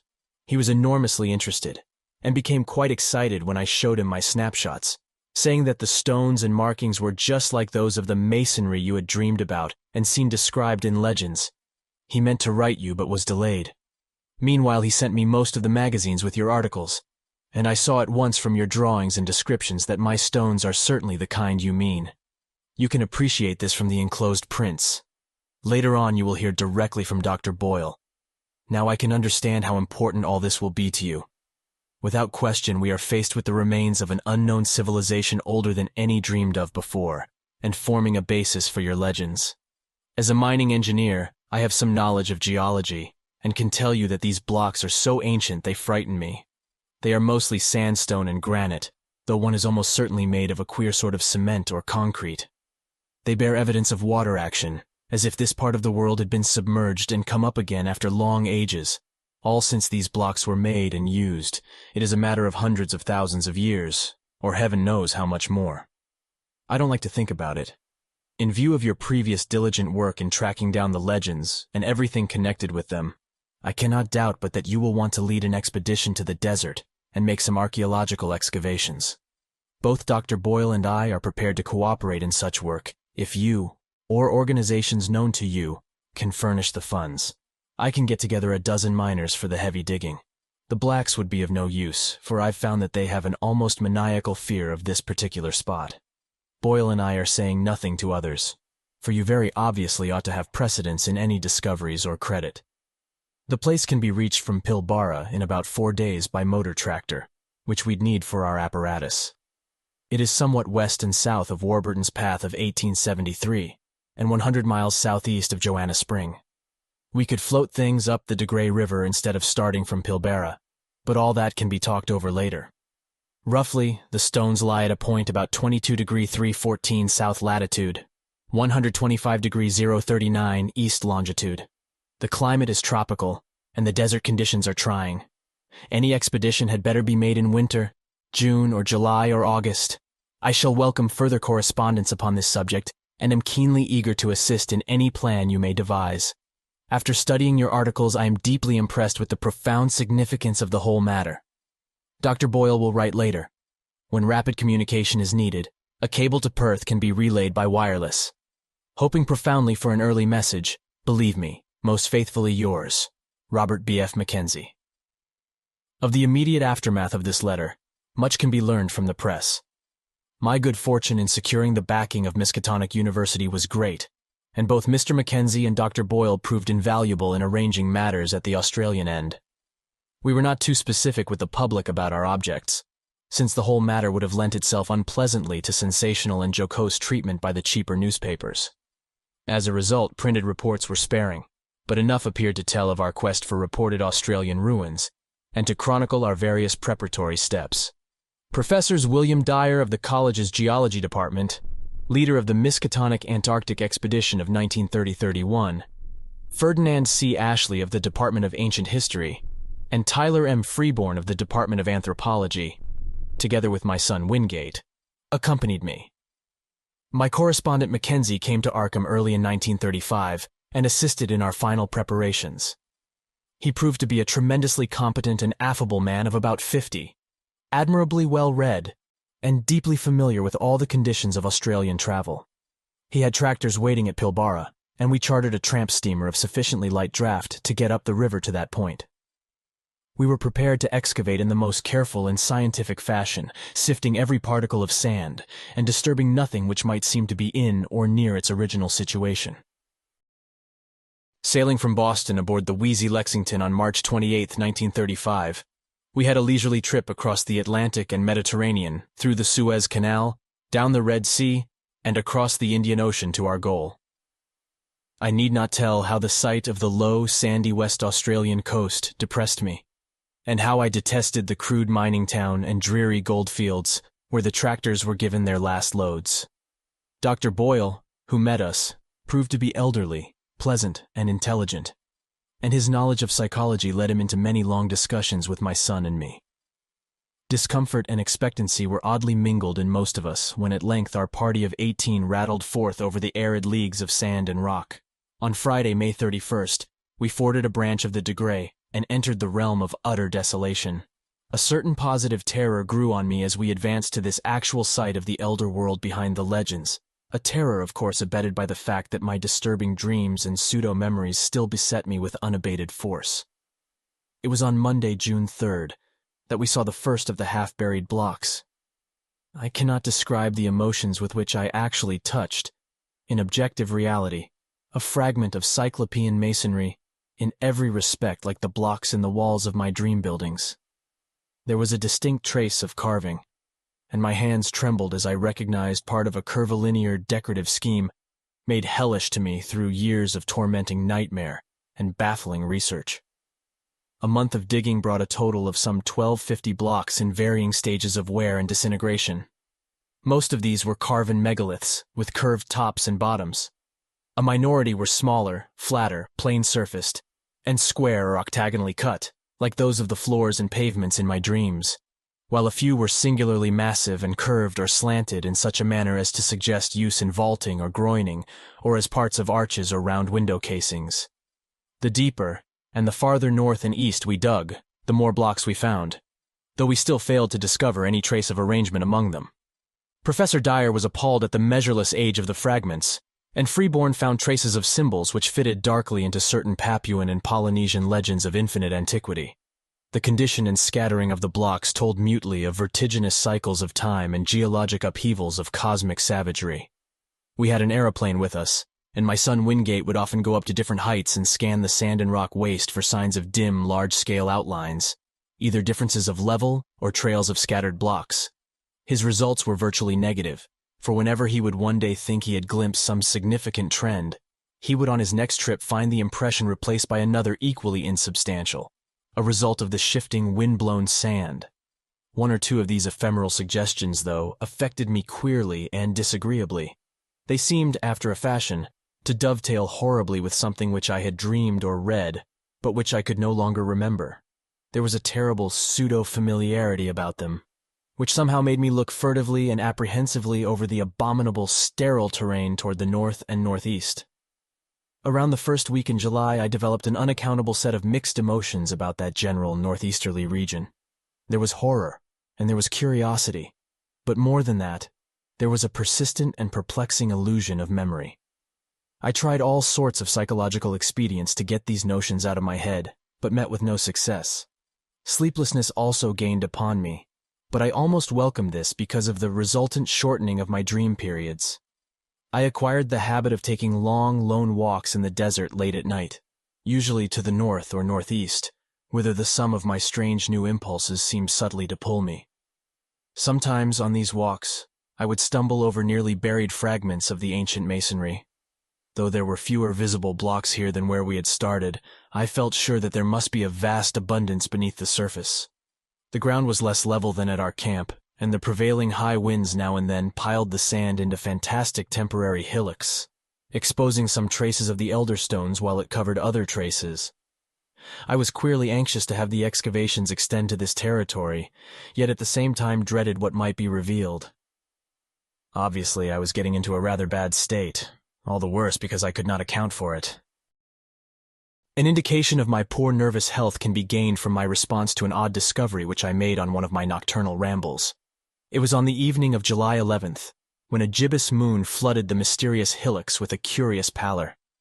Wandering somewhat beyond my usual limits, I came upon a great stone which seemed to differ markedly from any we had yet encountered.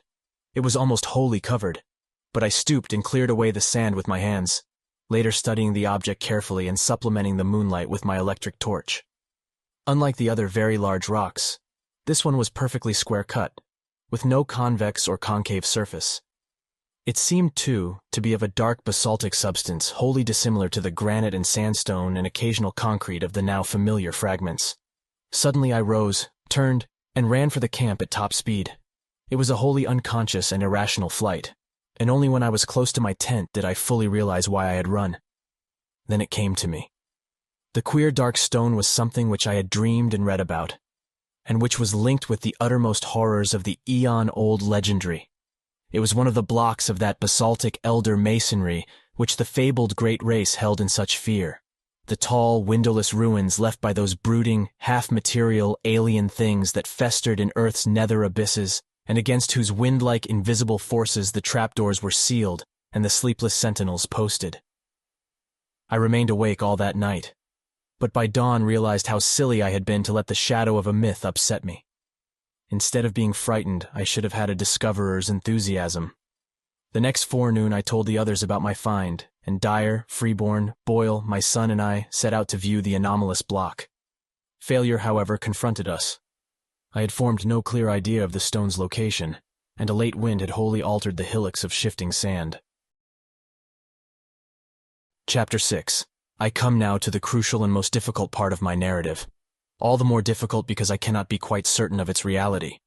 At times I feel uncomfortably sure that I was not dreaming or deluded.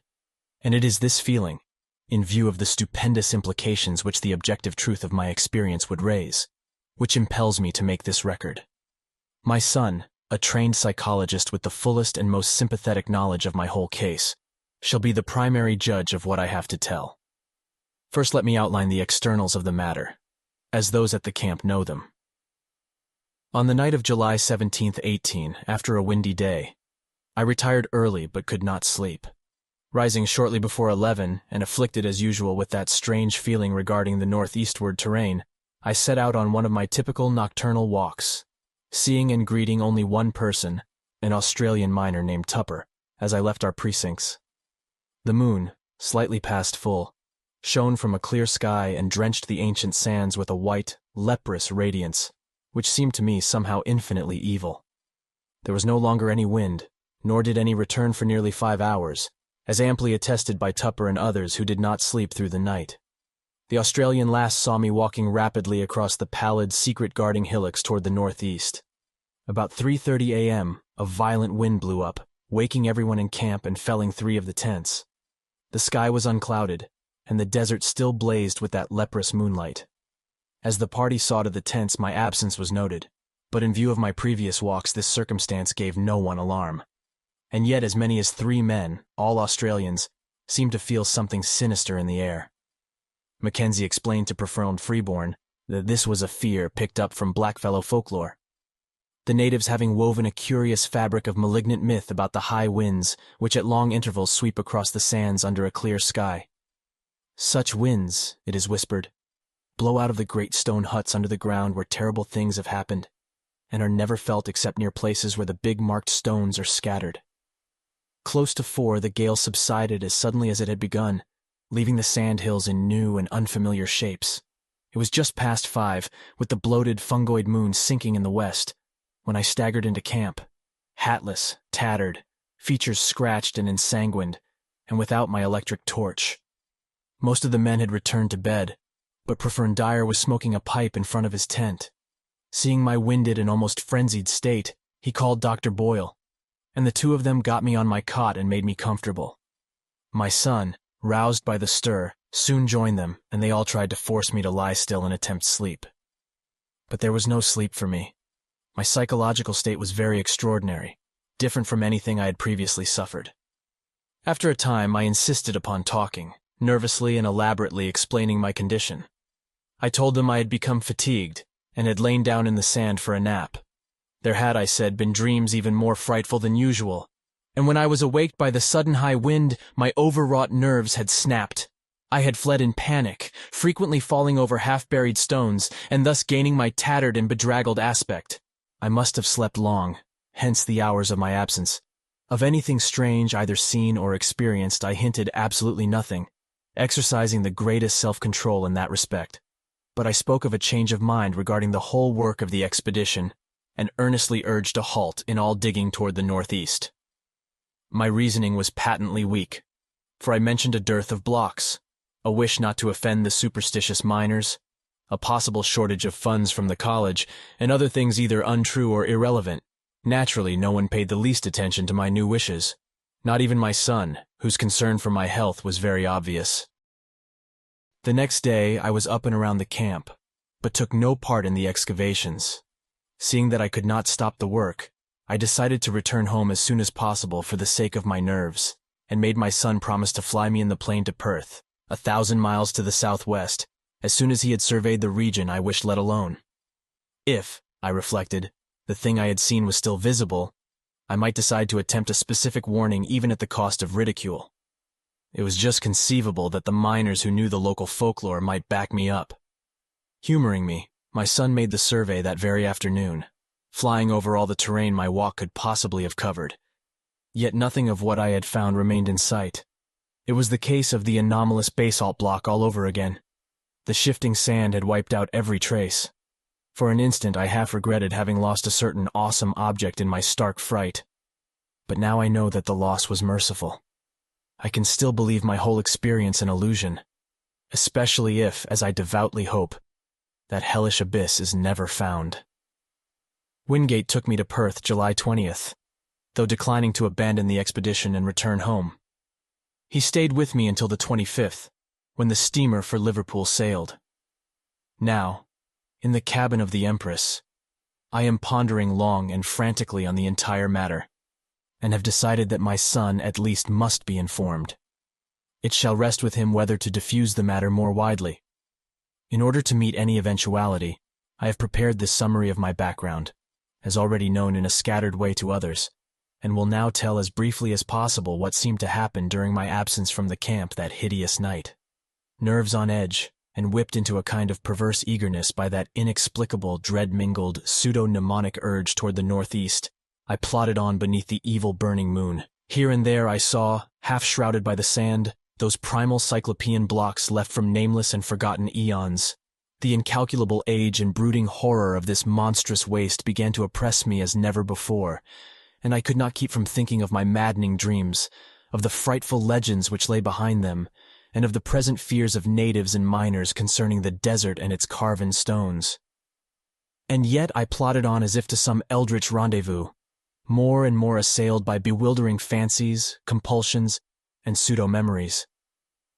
I thought of some of the possible contours of the lines of stones as seen by my son from the air, and wondered why they seemed at once so ominous and so familiar. Something was fumbling and rattling at the latch of my recollection, while another unknown force sought to keep the portal barred. The night was windless, and the pallid sand curved upward and downward like frozen waves of the sea. I had no goal, but somehow plowed along as if with fate-bound assurance. My dreams welled up into the waking world, so that each sand-embedded megalith seemed part of endless rooms and corridors of pre-human masonry, carved and hieroglyphed with symbols that I knew too well from years of custom as a captive mind of the great race.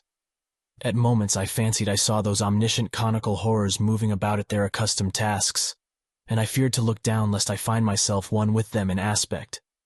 Yet all the while I saw the sand-covered blocks as well as the rooms and corridors, the evil burning moon as well as the lamps of luminous crystal, the endless desert as well as the waving ferns and cycads beyond the windows.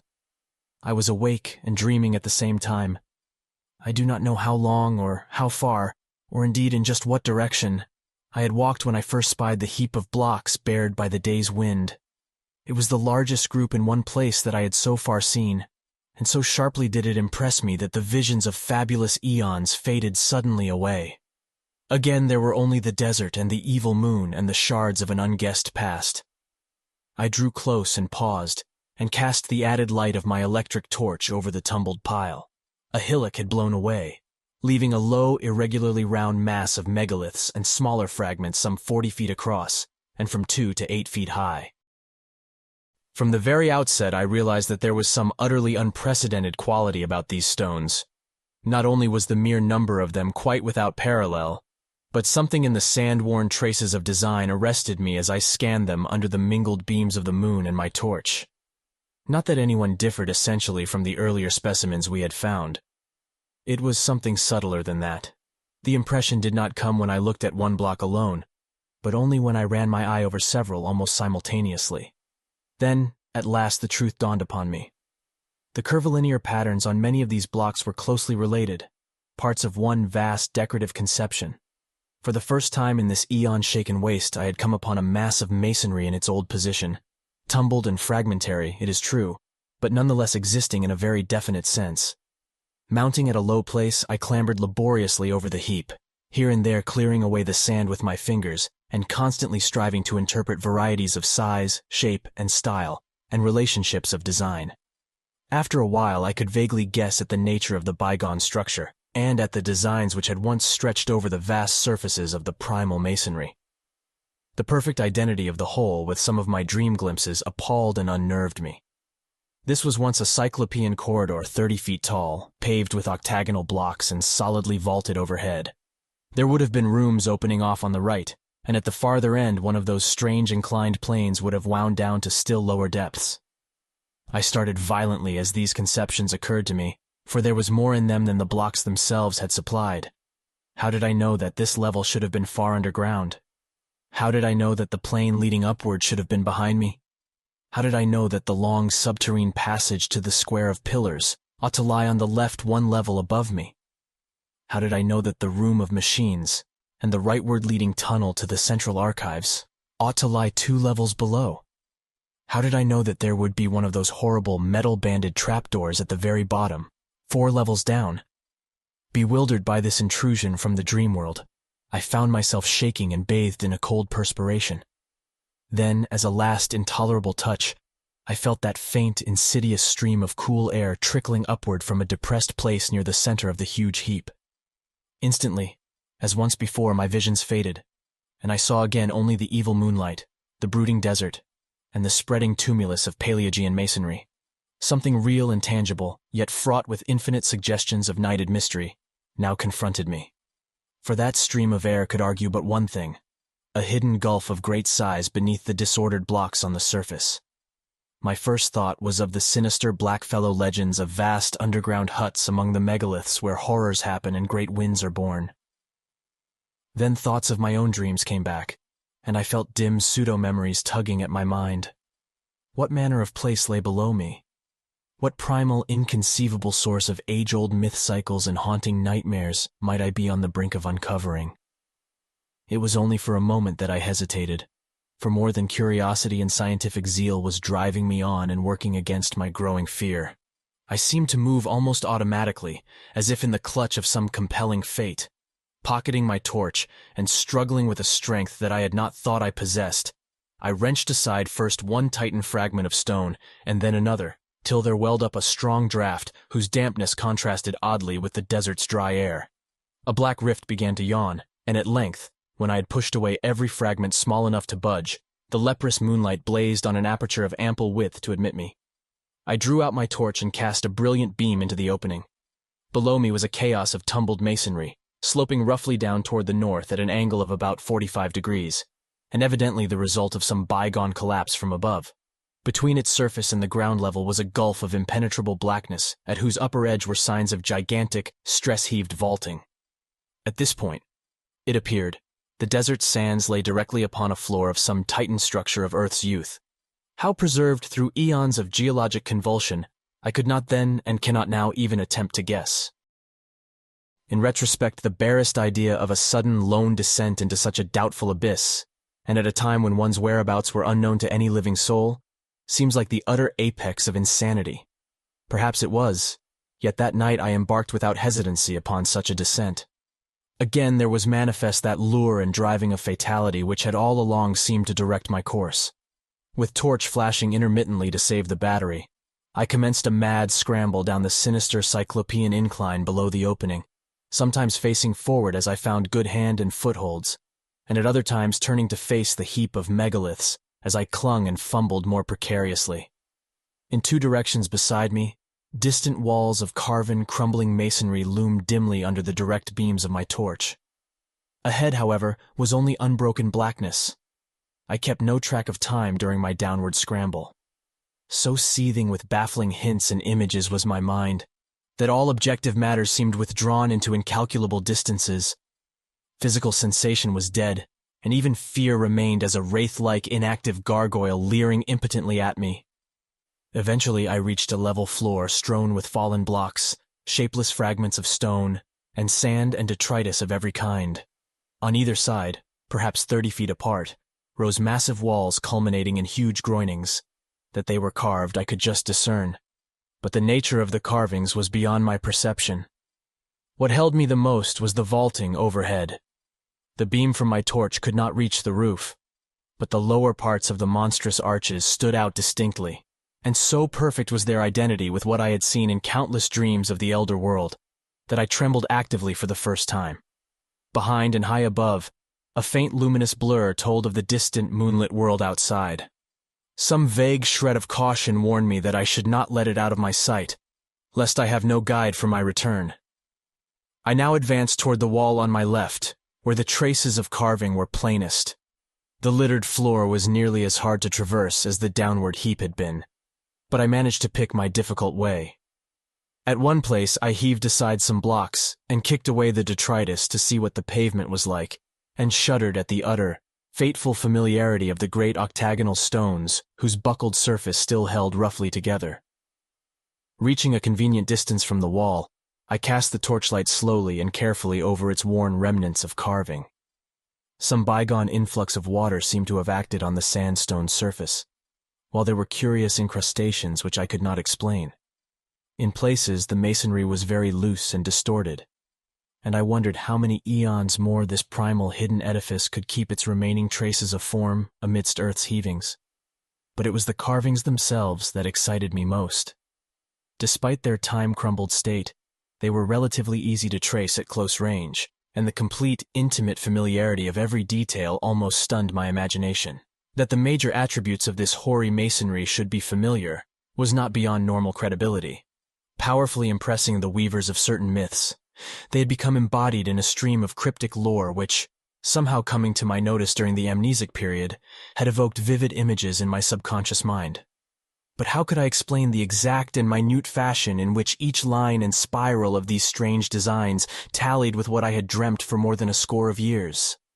What obscure, forgotten iconography could have reproduced each subtle shading and nuance which so persistently, exactly, and unvaryingly besieged my sleeping vision night after night? For this was no chance or remote resemblance. Definitely and absolutely, the millennially ancient, eon-hidden corridor in which I stood was the original of something I knew in sleep as intimately as I knew my own house in Crane Street, Arkham. True, my dreams showed the place in its undecayed prime, but the identity was no less real on that account. I was wholly and horribly oriented. The particular structure I was in was known to me. Known, too, was its place in that terrible elder city of dreams. That I could visit unerringly any point in that structure, or in that city which had escaped the changes and devastations of uncounted ages, I realized with hideous and instinctive certainty. What in God's name could all this mean? How had I come to know what I knew? And what awful reality could lie behind those antique tales of the beings who had dwelt in this labyrinth of primordial stone? Words can convey only fractionally the welter of dread and bewilderment which ate at my spirit. I knew this place. I knew what lay before me, and what had lain overhead before the myriad towering stories had fallen to dust and debris in the desert. No need now, I thought with a shudder, to keep that faint blur of moonlight in view. I was torn betwixt a longing to flee and a feverish mixture of burning curiosity and driving fatality. What had happened to this monstrous megalopolis of Eld in the millions of years since the time of my dreams? Of the subterrane mazes which had underlain the city and linked all its Titan towers? How much had still survived the writhings of Earth's crust? Had I come upon a whole buried world of unholy archaism? Could I still find the house of the writing master, and the tower where Saga, a captive mind from the star-headed vegetable carnivores of Antarctica, had chiseled certain pictures on the blank spaces of the walls? Would the passage at the second level down, to the hall of the alien minds, be still unchoked and traversable. In that hall, the captive mind of an incredible entity, a half-plastic denizen of the hollow interior of an unknown trans-Plutonian planet 18 million years in the future, had kept a certain thing which it had modeled from clay.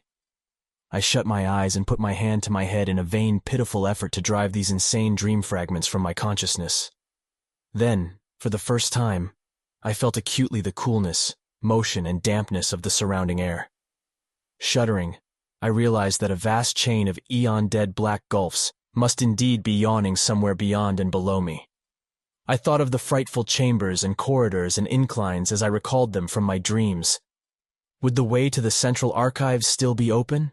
Again, that driving fatality tugged insistently at my brain as I recalled the awesome records that once lay cased in those rectangular vaults of rustless metal. There, said the dreams and legends, had reposed the whole history, past and future, of the cosmic space-time continuum, written by captive minds from every orb and every age in the solar system. Madness, of course, but had I not now stumbled into a nighted world as mad as I? I thought of the locked metal shelves, and of the curious knob twistings needed to open each one. My own came vividly into my consciousness. How often had I gone through that intricate routine of varied turns and pressures in the terrestrial vertebrate section on the lowest level? Every detail was fresh and familiar. If there were such a vault as I had dreamed of, I could open it in a moment. It was then that madness took me utterly. An instant later, and I was leaping and stumbling over the rocky debris toward the well-remembered incline to the depths below. Chapter 7. From that point forward, my impressions are scarcely to be relied on. Indeed, I still possess a final, desperate hope that they all form parts of some demoniac dream, or illusion born of delirium. A fever raged in my brain, and everything came to me through a kind of haze, sometimes only intermittently. The rays of my torch shot feebly into the engulfing blackness, bringing phantasmal flashes of hideously familiar walls and carvings, all blighted with the decay of ages. In one place a tremendous mass of vaulting had fallen, so that I had to clamber over a mighty mound of stones reaching almost to the ragged, grotesquely stalactited roof. It was all the ultimate apex of nightmare, made worse by the blasphemous tug of pseudo-memory. One thing only was unfamiliar, and that was my own size in relation to the monstrous masonry. I felt oppressed by a sense of unwanted smallness, as if the sight of these towering walls from a mere human body was something wholly new and abnormal. Again and again, I looked nervously down at myself, vaguely disturbed by the human form I possessed.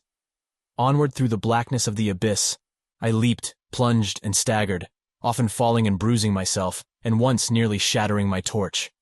Every stone and corner of that demoniac gulf was known to me, and at many points I stopped to cast beams of light through choked and crumbling yet familiar archways.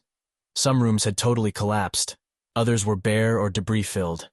In a few I saw masses of metal, some fairly intact, some broken, and some crushed or battered, which I recognized as the colossal pedestals or tables of my dreams. What they could in truth have been, I dared not guess. I found the downward incline and began its descent, though after a time halted by a gaping, ragged chasm whose narrowest point could not be much less than 4 feet across. Here the stonework had fallen through, revealing incalculable inky depths beneath.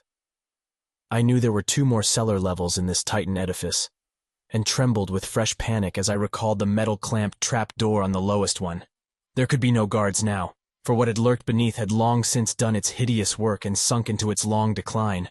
By the time of the post-human beetle race, it would be quite dead.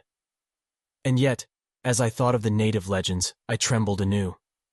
It cost me a terrible effort to vault that yawning chasm, since the littered floor prevented a running start, but madness drove me on. I chose a place close to the left-hand wall, where the rift was least wide and the landing spot reasonably clear of dangerous debris, and after one frantic moment reached the other side in safety.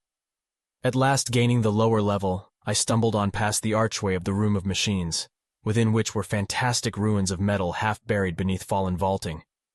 Everything was where I knew it would be, and I climbed confidently over the heaps which barred the entrance of a vast transverse corridor. This, I realized, would take me under the city to the central archives. Endless ages seemed to unroll as I stumbled, leaped, and crawled along that debris-cluttered corridor. Now and then I could make out carvings on the age-stained walls, some familiar, others seemingly added since the period of my dreams. Since this was a subterranean house-connecting highway, there were no archways save when the route led through the lower levels of various buildings. At some of these intersections I turned aside long enough to look down well-remembered corridors and into well-remembered rooms. Twice only did I find any radical changes from what I had dreamed of, and in one of these cases I could trace the sealed-up outlines of the archway I remembered. I shook violently, and felt a curious surge of retarding weakness as I steered a hurried and reluctant course through the crypt of one of those great windowless ruined towers whose alien basalt masonry bespoke a whispered and horrible origin. This primal vault was round and fully 200 feet across, with nothing carved upon the dark-hued stonework. The floor was here free from anything save dust and sand, and I could see the apertures leading upward and downward. There were no stairs or inclines. Indeed, my dreams had pictured those elder towers as wholly untouched by the fabulous great race. Those who had built them had not needed stairs or inclines. In the dreams, the downward aperture had been tightly sealed and nervously guarded. Now it lay open, black and yawning, and giving forth a current of cool, damp air. Of what limitless caverns of eternal night might brood below, I would not permit myself to think. Later, clawing my way along a badly heaped section of the corridor, I reached a place where the roof had wholly caved in. The debris rose like a mountain, and I climbed up over it, passing through a vast, empty space where my torchlight could reveal neither walls nor vaulting. This, I reflected, must be the cellar of the House of the Metal Purveyors, fronting on the third square not far from the archives. What had happened to it, I could not conjecture. I found the corridor again beyond the mountain of detritus and stones, but after a short distance encountered a wholly choked place where the fallen vaulting almost touched the perilously sagging ceiling. How I managed to wrench and tear aside enough blocks to afford a passage, and how I dared disturb the tightly packed fragments when the least shift of equilibrium might have brought down all the tons of superincumbent masonry to crush me to nothingness, I do not know. It was sheer madness that impelled and guided me, if indeed my whole underground adventure was not, as I hope, a hellish delusion or phase of dreaming. But I did make, or dream that I made, a passage that I could squirm through. As I wriggled over the mound of debris, my torch, switched continuously on, thrust deeply within my mouth. I felt myself torn by the fantastic stalactites of the jagged floor above me. I was now close to the great underground archival structure which seemed to form my goal. Sliding and clambering down the farther side of the barrier, and picking my way along the remaining stretch of corridor with hand-held, intermittently flashing torch, I came at last to a low circular crypt with arches, still in a marvelous state of preservation, opening off on every side. The walls, or such parts of them as lay within reach of my torchlight, were densely hieroglyphed and chiseled with typical curvilinear symbols, some added since the period of my dreams. This, I realized, was my fated destination, and I turned at once through a familiar archway on my left. That I could find a clear passage up and down the incline to all the surviving levels, I had oddly little doubt. This vast, earth-protected pile, housing the annals of all the solar system, had been built with supernal skill and strength to last as long as that system itself. Blocks of stupendous size, poised with mathematical genius and bound with cements of incredible toughness, had combined to form a mass as firm as the planet's rocky core. Here, after ages more prodigious than I could sanely grasp, its buried bulk stood in all its essential contours, the vast, dust-drifted floors scarce sprinkled with the litter elsewhere so dominant. The relatively easy walking from this point onward went curiously to my head. All the frantic eagerness hitherto frustrated by obstacles now took itself out in a kind of febrile speed, and I literally raced along the low-roofed, monstrously well-remembered aisles beyond the archway. I was past being astonished by the familiarity of what I saw. On every hand the great hieroglyphed metal shelf doors loomed monstrously, some yet in place, others sprung open, and still others bent and buckled under bygone geological stresses, not quite strong enough to shatter the Titan masonry. Here and there, a dust-covered heap below a gaping empty shelf seemed to indicate where cases had been shaken down by earth tremors. On occasional pillars were great symbols or letters proclaiming classes and subclasses of volumes. Once I paused before an open vault, where I saw some of the accustomed metal cases still in position amidst the omnipresent gritty dust. Reaching up, I dislodged one of the thinner specimens with some difficulty and rested it on the floor for inspection. It was titled in the prevailing curvilinear hieroglyphs, though something in the arrangement of the characters seemed subtly unusual. The odd mechanism of the hooked fastener was perfectly well known to me, and I snapped up the still rustless and workable lid and drew out the book within. The latter, as expected, was some 20 by 15 inches in area and 2 inches thick, the thin metal covers opening at the top. Its tough cellulose pages seemed unaffected by the myriad cycles of time they had lived through, and I studied the queerly pigmented, brush-drawn letters of the text, symbols utterly unlike either the usual curved hieroglyphs or any alphabet known to human scholarship, with a haunting, half-aroused memory.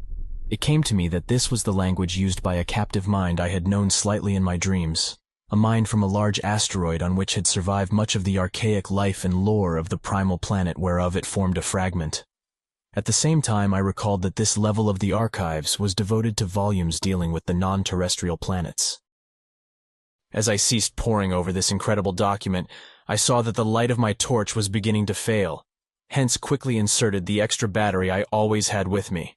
Then, armed with the stronger radiance, I resumed my feverish racing through unending tangles of aisles and corridors, recognizing now and then some familiar shelf, and vaguely annoyed by the acoustic conditions which made my footfalls echo incongruously in these catacombs of eon-long death and silence. The very prints of my shoes behind me in the millennially untrodden dust made me shudder. Never before, if my mad dreams held anything of truth, had human feet pressed upon those immemorial pavements. Of the particular goal of my insane racing, my conscious mind held no hint. There was, however, some force of evil potency pulling at my dazed will and buried recollections, so that I vaguely felt I was not running at random. I came to a downward incline and followed it to profounder depths. Floors flashed by me as I raced, but I did not pause to explore them. In my whirling brain, there had begun to beat a certain rhythm which set my right hand twitching in unison. I wanted to unlock something, and felt that I knew all the intricate twists and pressures needed to do it. It would be like a modern safe with a combination lock. Dream or not, I had once known and still knew how any dream, or scrap of unconsciously absorbed legend, could have taught me a detail so minute, so intricate, and so complex, I did not attempt to explain to myself. I was beyond all coherent thought. For was not this whole experience, this shocking familiarity with a set of unknown ruins, and this monstrously exact identity of everything before me, with what only dreams and scraps of myth could have suggested, a horror beyond all reason? Probably it was my basic conviction then, as it is now during my saner moments, that I was not awake at all, and that the entire buried city was a fragment of febrile hallucination. Eventually I reached the lowest level and struck off to the right of the incline. For some shadowy reason I tried to soften my steps, even though I lost speed thereby. There was a space I was afraid to cross on this last deeply buried floor, and as I drew near it, I recalled what thing in that space I feared. It was merely one of the metal-barred and closely guarded trapdoors. There would be no guards now, and on that account, I trembled and tiptoed, as I had done in passing through that black basalt vault where a similar trapdoor had yawned. I felt a current of cool, damp air, as I had felt there, and wished that my course led in another direction. Why I had to take the particular course I was taking, I did not know. When I came to the space, I saw that the trapdoor yawned widely open. Ahead the shelves began again, and I glimpsed on the floor before one of them a heap very thinly covered with dust, where a number of cases had recently fallen. At the same moment, a fresh wave of panic clutched me, though for some time I could not discover why. Heaps of fallen cases were not uncommon, for all through the eons this lightless labyrinth had been racked by the heavings of earth and had echoed at intervals to the deafening clatter of toppling objects. It was only when I was nearly across the space that I realized why I shook so violently.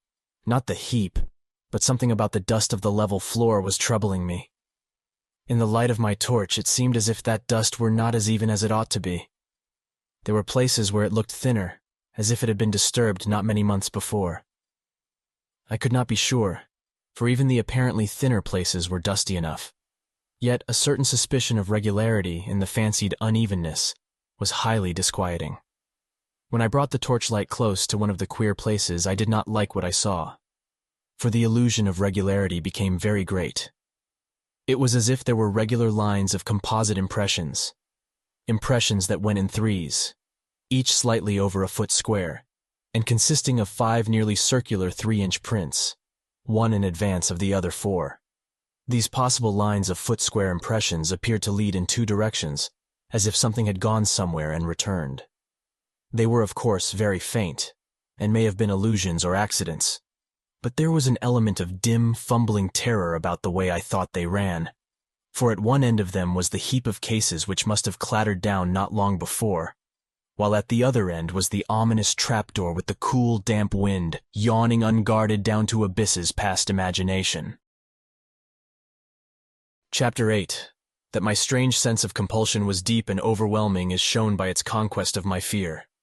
No rational motive could have drawn me on after that hideous suspicion of prints and the creeping dream memories it excited. Yet my right hand, even as it shook with fright, still twitched rhythmically in its eagerness to turn a lock it hoped to find. Before I knew it, I was past the heap of lately fallen cases, and running on tiptoe through aisles of utterly unbroken dust toward a point which I seemed to know morbidly, horribly well. My mind was asking itself questions whose origin and relevancy I was only beginning to guess. Would the shelf be reachable by a human body? Could my human hand master all the eon-remembered motions of the lock? Would the lock be undamaged and workable? And what would I do? What dare I do? With what, as I now commenced to realize, I both hoped and feared to find.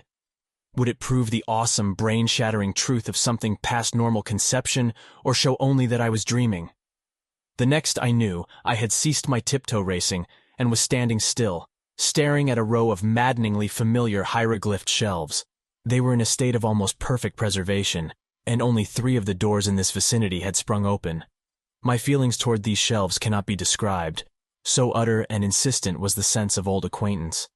I was looking high up, at a row near the top, and wholly out of my reach, and wondering how I could climb to best advantage. An open door 4 rows from the bottom would help, and the locks of the closed doors formed possible holds for hands and feet. I would grip the torch between my teeth, as I had in other places, where both hands were needed. Above all, I must make no noise. How to get down what I wished to remove would be difficult, but I could probably hook its movable fastener in my coat collar and carry it like a knapsack. Again I wondered whether the lock would be undamaged.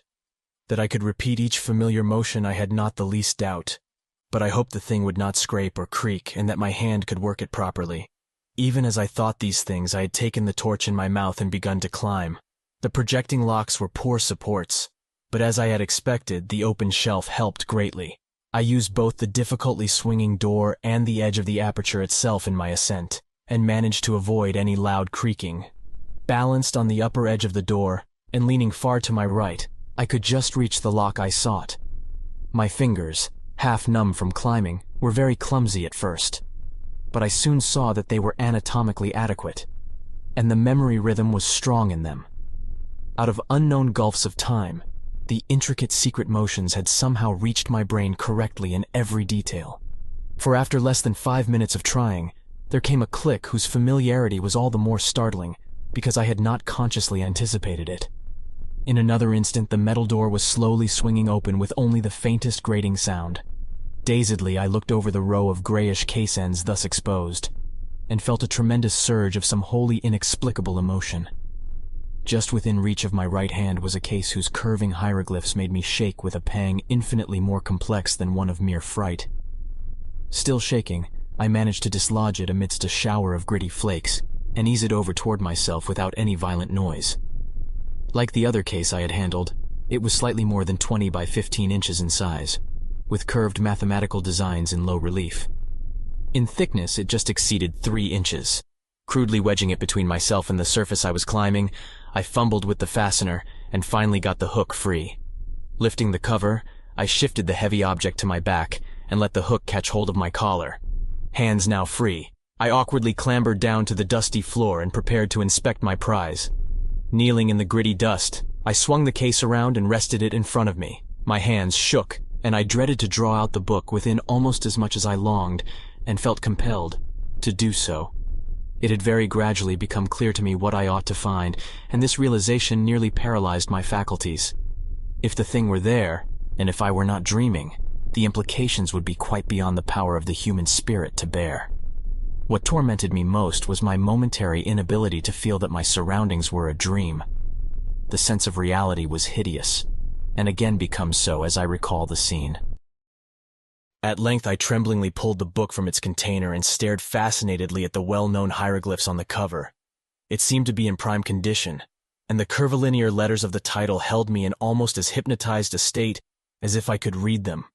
Indeed, I cannot swear that I did not actually read them in some transient and terrible access of abnormal memory. I do not know how long it was before I dared to lift that thin metal cover. I temporized and made excuses to myself. I took the torch from my mouth and shut it off to save the battery. Then, in the dark, I screwed up my courage, finally lifting the cover without turning on the light. Last of all, I did indeed flash the torch upon the exposed page, steeling myself in advance to suppress any sound, no matter what I should find. I looked for an instant, then almost collapsed. Clenching my teeth, however, I kept silence. I sank wholly to the floor and put a hand to my forehead amidst the engulfing blackness. What I dreaded and expected was there. Either I was dreaming, or time and space had become a mockery. I must be dreaming, but I would test the horror by carrying this thing back and showing it to my son if it were indeed a reality. My head swam frightfully, even though there were no visible objects in the unbroken gloom to swirl around me. Ideas and images of the starkest terror, excited by vistas which my glimpse had opened up, began to throng in upon me and cloud my senses.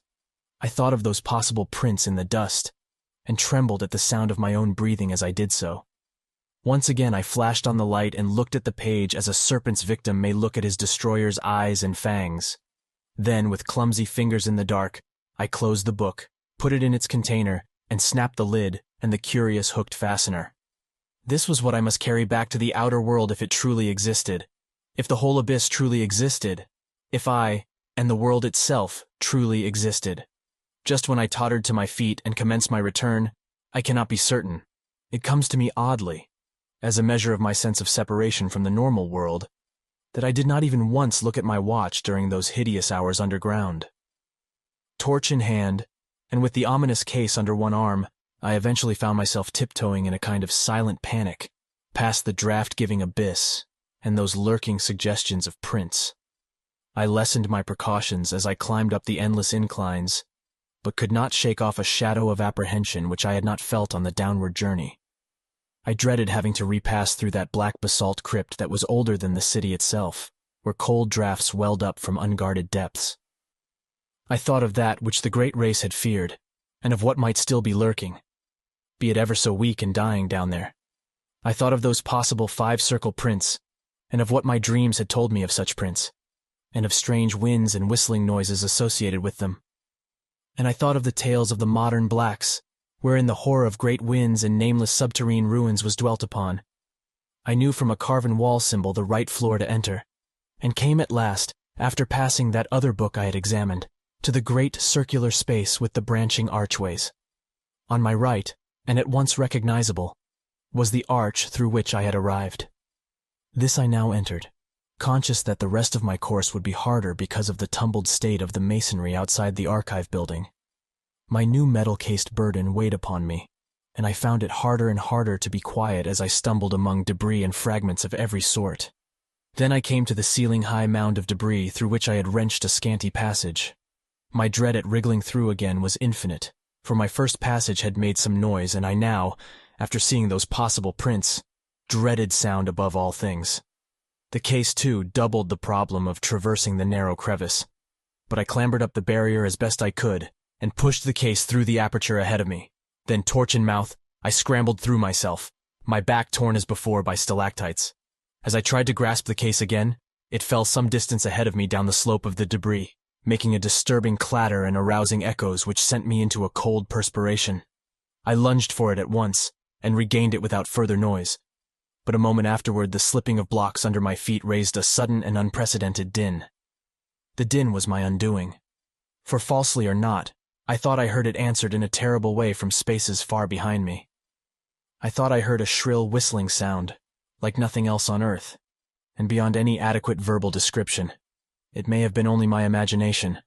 If so, what followed has a grim irony, since, save for the panic of this thing, the second thing might never have happened. As it was, my frenzy was absolute and unrelieved.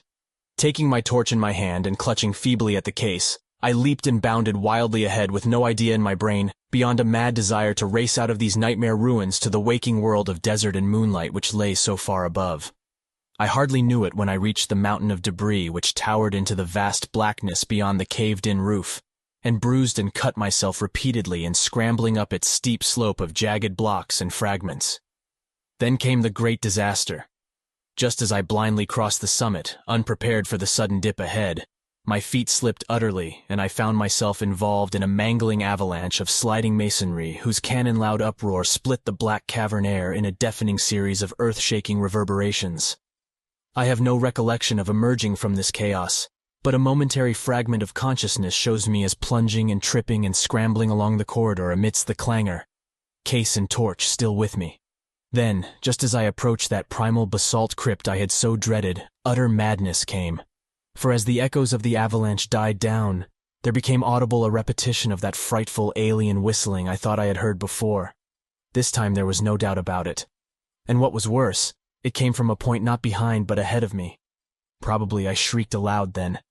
I have a dim picture of myself as flying through the hellish basalt vault of the Elder Things, and hearing that damnable alien sound piping up from the open, unguarded door of limitless nether blacknesses. There was a wind, too. Not merely a cool, damp draft, but a violent, purposeful blast belching savagely and frigidly from that abominable gulf whence the obscene whistling came. There are memories of leaping and lurching over obstacles of every sort, with that torrent of wind and shrieking sound growing moment by moment, and seeming to curl and twist purposefully around me as it struck out wickedly from the spaces behind and beneath. Though in my rear, that wind had the odd effect of hindering instead of aiding my progress, as if it acted like a noose or lasso thrown around me. Heedless of the noise I made, I clattered over a great barrier of blocks and was again in the structure that led to the surface. I recall glimpsing the archway to the room of machines and almost crying out as I saw the incline leading down to where one of those blasphemous trapdoors must be yawning 2 levels below. But instead of crying out, I muttered over and over to myself that this was all a dream from which I must soon awake. Perhaps I was in camp. Perhaps I was at home in Arkham. As these hopes bolstered up my sanity, I began to mount the incline to the higher level. I knew, of course, that I had the 4-foot cleft to recross, yet was too racked by other fears to realize the full horror until I came almost upon it. On my descent, the leap across had been easy, but could I clear the gap as readily when going uphill, and hampered by fright, exhaustion, the weight of the metal case, and the anomalous backward tug of that demon wind? I thought of these things at the last moment, and thought also of the nameless entities which might be lurking in the black abysses below the chasm. My wavering torch was growing feeble, but I could tell by some obscure memory when I neared the cleft. The chill blasts of wind and the nauseous whistling shrieks behind me were for the moment like a merciful opiate, dulling my imagination to the horror of the yawning gulf ahead. And then I became aware of the added blasts and whistling in front of me, tides of abomination surging up through the cleft itself from depths unimagined and unimaginable. Now, indeed, the essence of pure nightmare was upon me.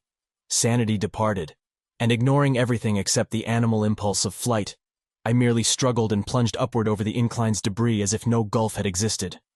Then I saw the chasm's edge, leaped frenziedly with every ounce of strength I possessed, and was instantly engulfed in a pandemoniac vortex of loathsome sound and utter materially tangible blackness. This is the end of my experience, so far as I can recall. Any further impressions belong wholly to the domain of phantasmagoric delirium. Dream, madness, and memory merged wildly together in a series of fantastic, fragmentary delusions which can have no relation to anything real. There was a hideous fall through incalculable leagues of viscous, sentient darkness, and a babble of noises utterly alien to all that we know of the earth and its organic life. Dormant, rudimentary senses seemed to start into vitality within me, telling of pits and voids peopled by floating horrors and leading to sunless crags and oceans and teeming cities of windowless basalt towers upon which no light ever shone. Secrets of the primal planet and its immemorial eons flashed through my brain without the aid of sight or sound, and there were known to me things which not even the wildest of my former dreams had ever suggested. and all the while cold fingers of damp vapor clutched and picked at me, and that eldritch, damnable whistling shrieked fiendishly above all the alternations of babel and silence in the whirlpools of darkness around. Afterward, there were visions of the cyclopean city of my dreams, not in ruins, but just as I had dreamed of it. I was in my conical, non-human body again, and mingled with crowds of the great race and the captive minds who carried books up and down the lofty corridors and vast inclines. Then, superimposed upon these pictures, were frightful momentary flashes of a non-visual consciousness involving desperate struggles, a writhing free from clutching tentacles of whistling wind, an insane, bat-like flight through half-solid air, a feverish burrowing through the cyclone-whipped dark, and a wild stumbling and scrambling over fallen masonry. Once there was a curious intrusive flash of half-sight, a faint, diffuse suspicion of bluish radiance far overhead. Then there came a dream of wind-pursued climbing and crawling, of wriggling into a blaze of sardonic moonlight through a jumble of debris which slid and collapsed after me amidst a morbid hurricane. It was the evil, monotonous beating of that maddening moonlight which at last told me of the return of what I had once known as the objective waking world. I was clawing prone through the sands of the Australian desert, and around me shrieked such a tumult of wind as I had never before known on our planet's surface. My clothing was in rags, and my whole body was a mass of bruises and scratches. Full consciousness returned very slowly, and at no time could I tell just where true memory left off and delirious dream began. There had seemed to be a mound of Titan blocks, an abyss beneath it, a monstrous revelation from the past, and a nightmare horror at the end. But how much of this was real? My flashlight was gone, and likewise any metal case I may have discovered. Had there been such a case, or any abyss, or any mound? Raising my head, I looked behind me, and saw only the sterile, undulant sands of the waste. The demon wind died down, and the bloated fungoid moon sank reddeningly in the west. I lurched to my feet and began to stagger southwestward toward the camp. What in truth had happened to me? Had I merely collapsed in the desert and dragged a dream-racked body over miles of sand and buried blocks? If not, how could I bear to live any longer? For in this new doubt, all my faith in the myth-born unreality of my visions dissolved once more into the hellish older doubting. If that abyss was real, then the great race was real, and its blasphemous reachings and seizures in the cosmos-wide vortex of time were no myths or nightmares, but a terrible, soul-shattering actuality. Had I, in full hideous fact, been drawn back to a pre-human world of 150 million years ago in those dark, baffling days of the amnesia? Had my present body been the vehicle of a frightful alien consciousness from Paleogean gulfs of time? Had I, as the captive mind of those shambling horrors, indeed known that accursed city of stone in its primordial heyday, and wriggled down those familiar corridors in the loathsome shape of my captor? Were those tormenting dreams of more than 20 years the offspring of stark, monstrous memories? Had I once veritably talked with minds from reachless corners of time and space, learned the universe's secrets past and to come, and written the annals of my own world for the metal cases of those Titan archives? And were those others, those shocking elder things of the mad winds and demon pipings, in truth a lingering, lurking menace, waiting and slowly weakening in black abysses, while varied shapes of life drag out their multi-millennial courses on the planet's age-racked surface? I do not know.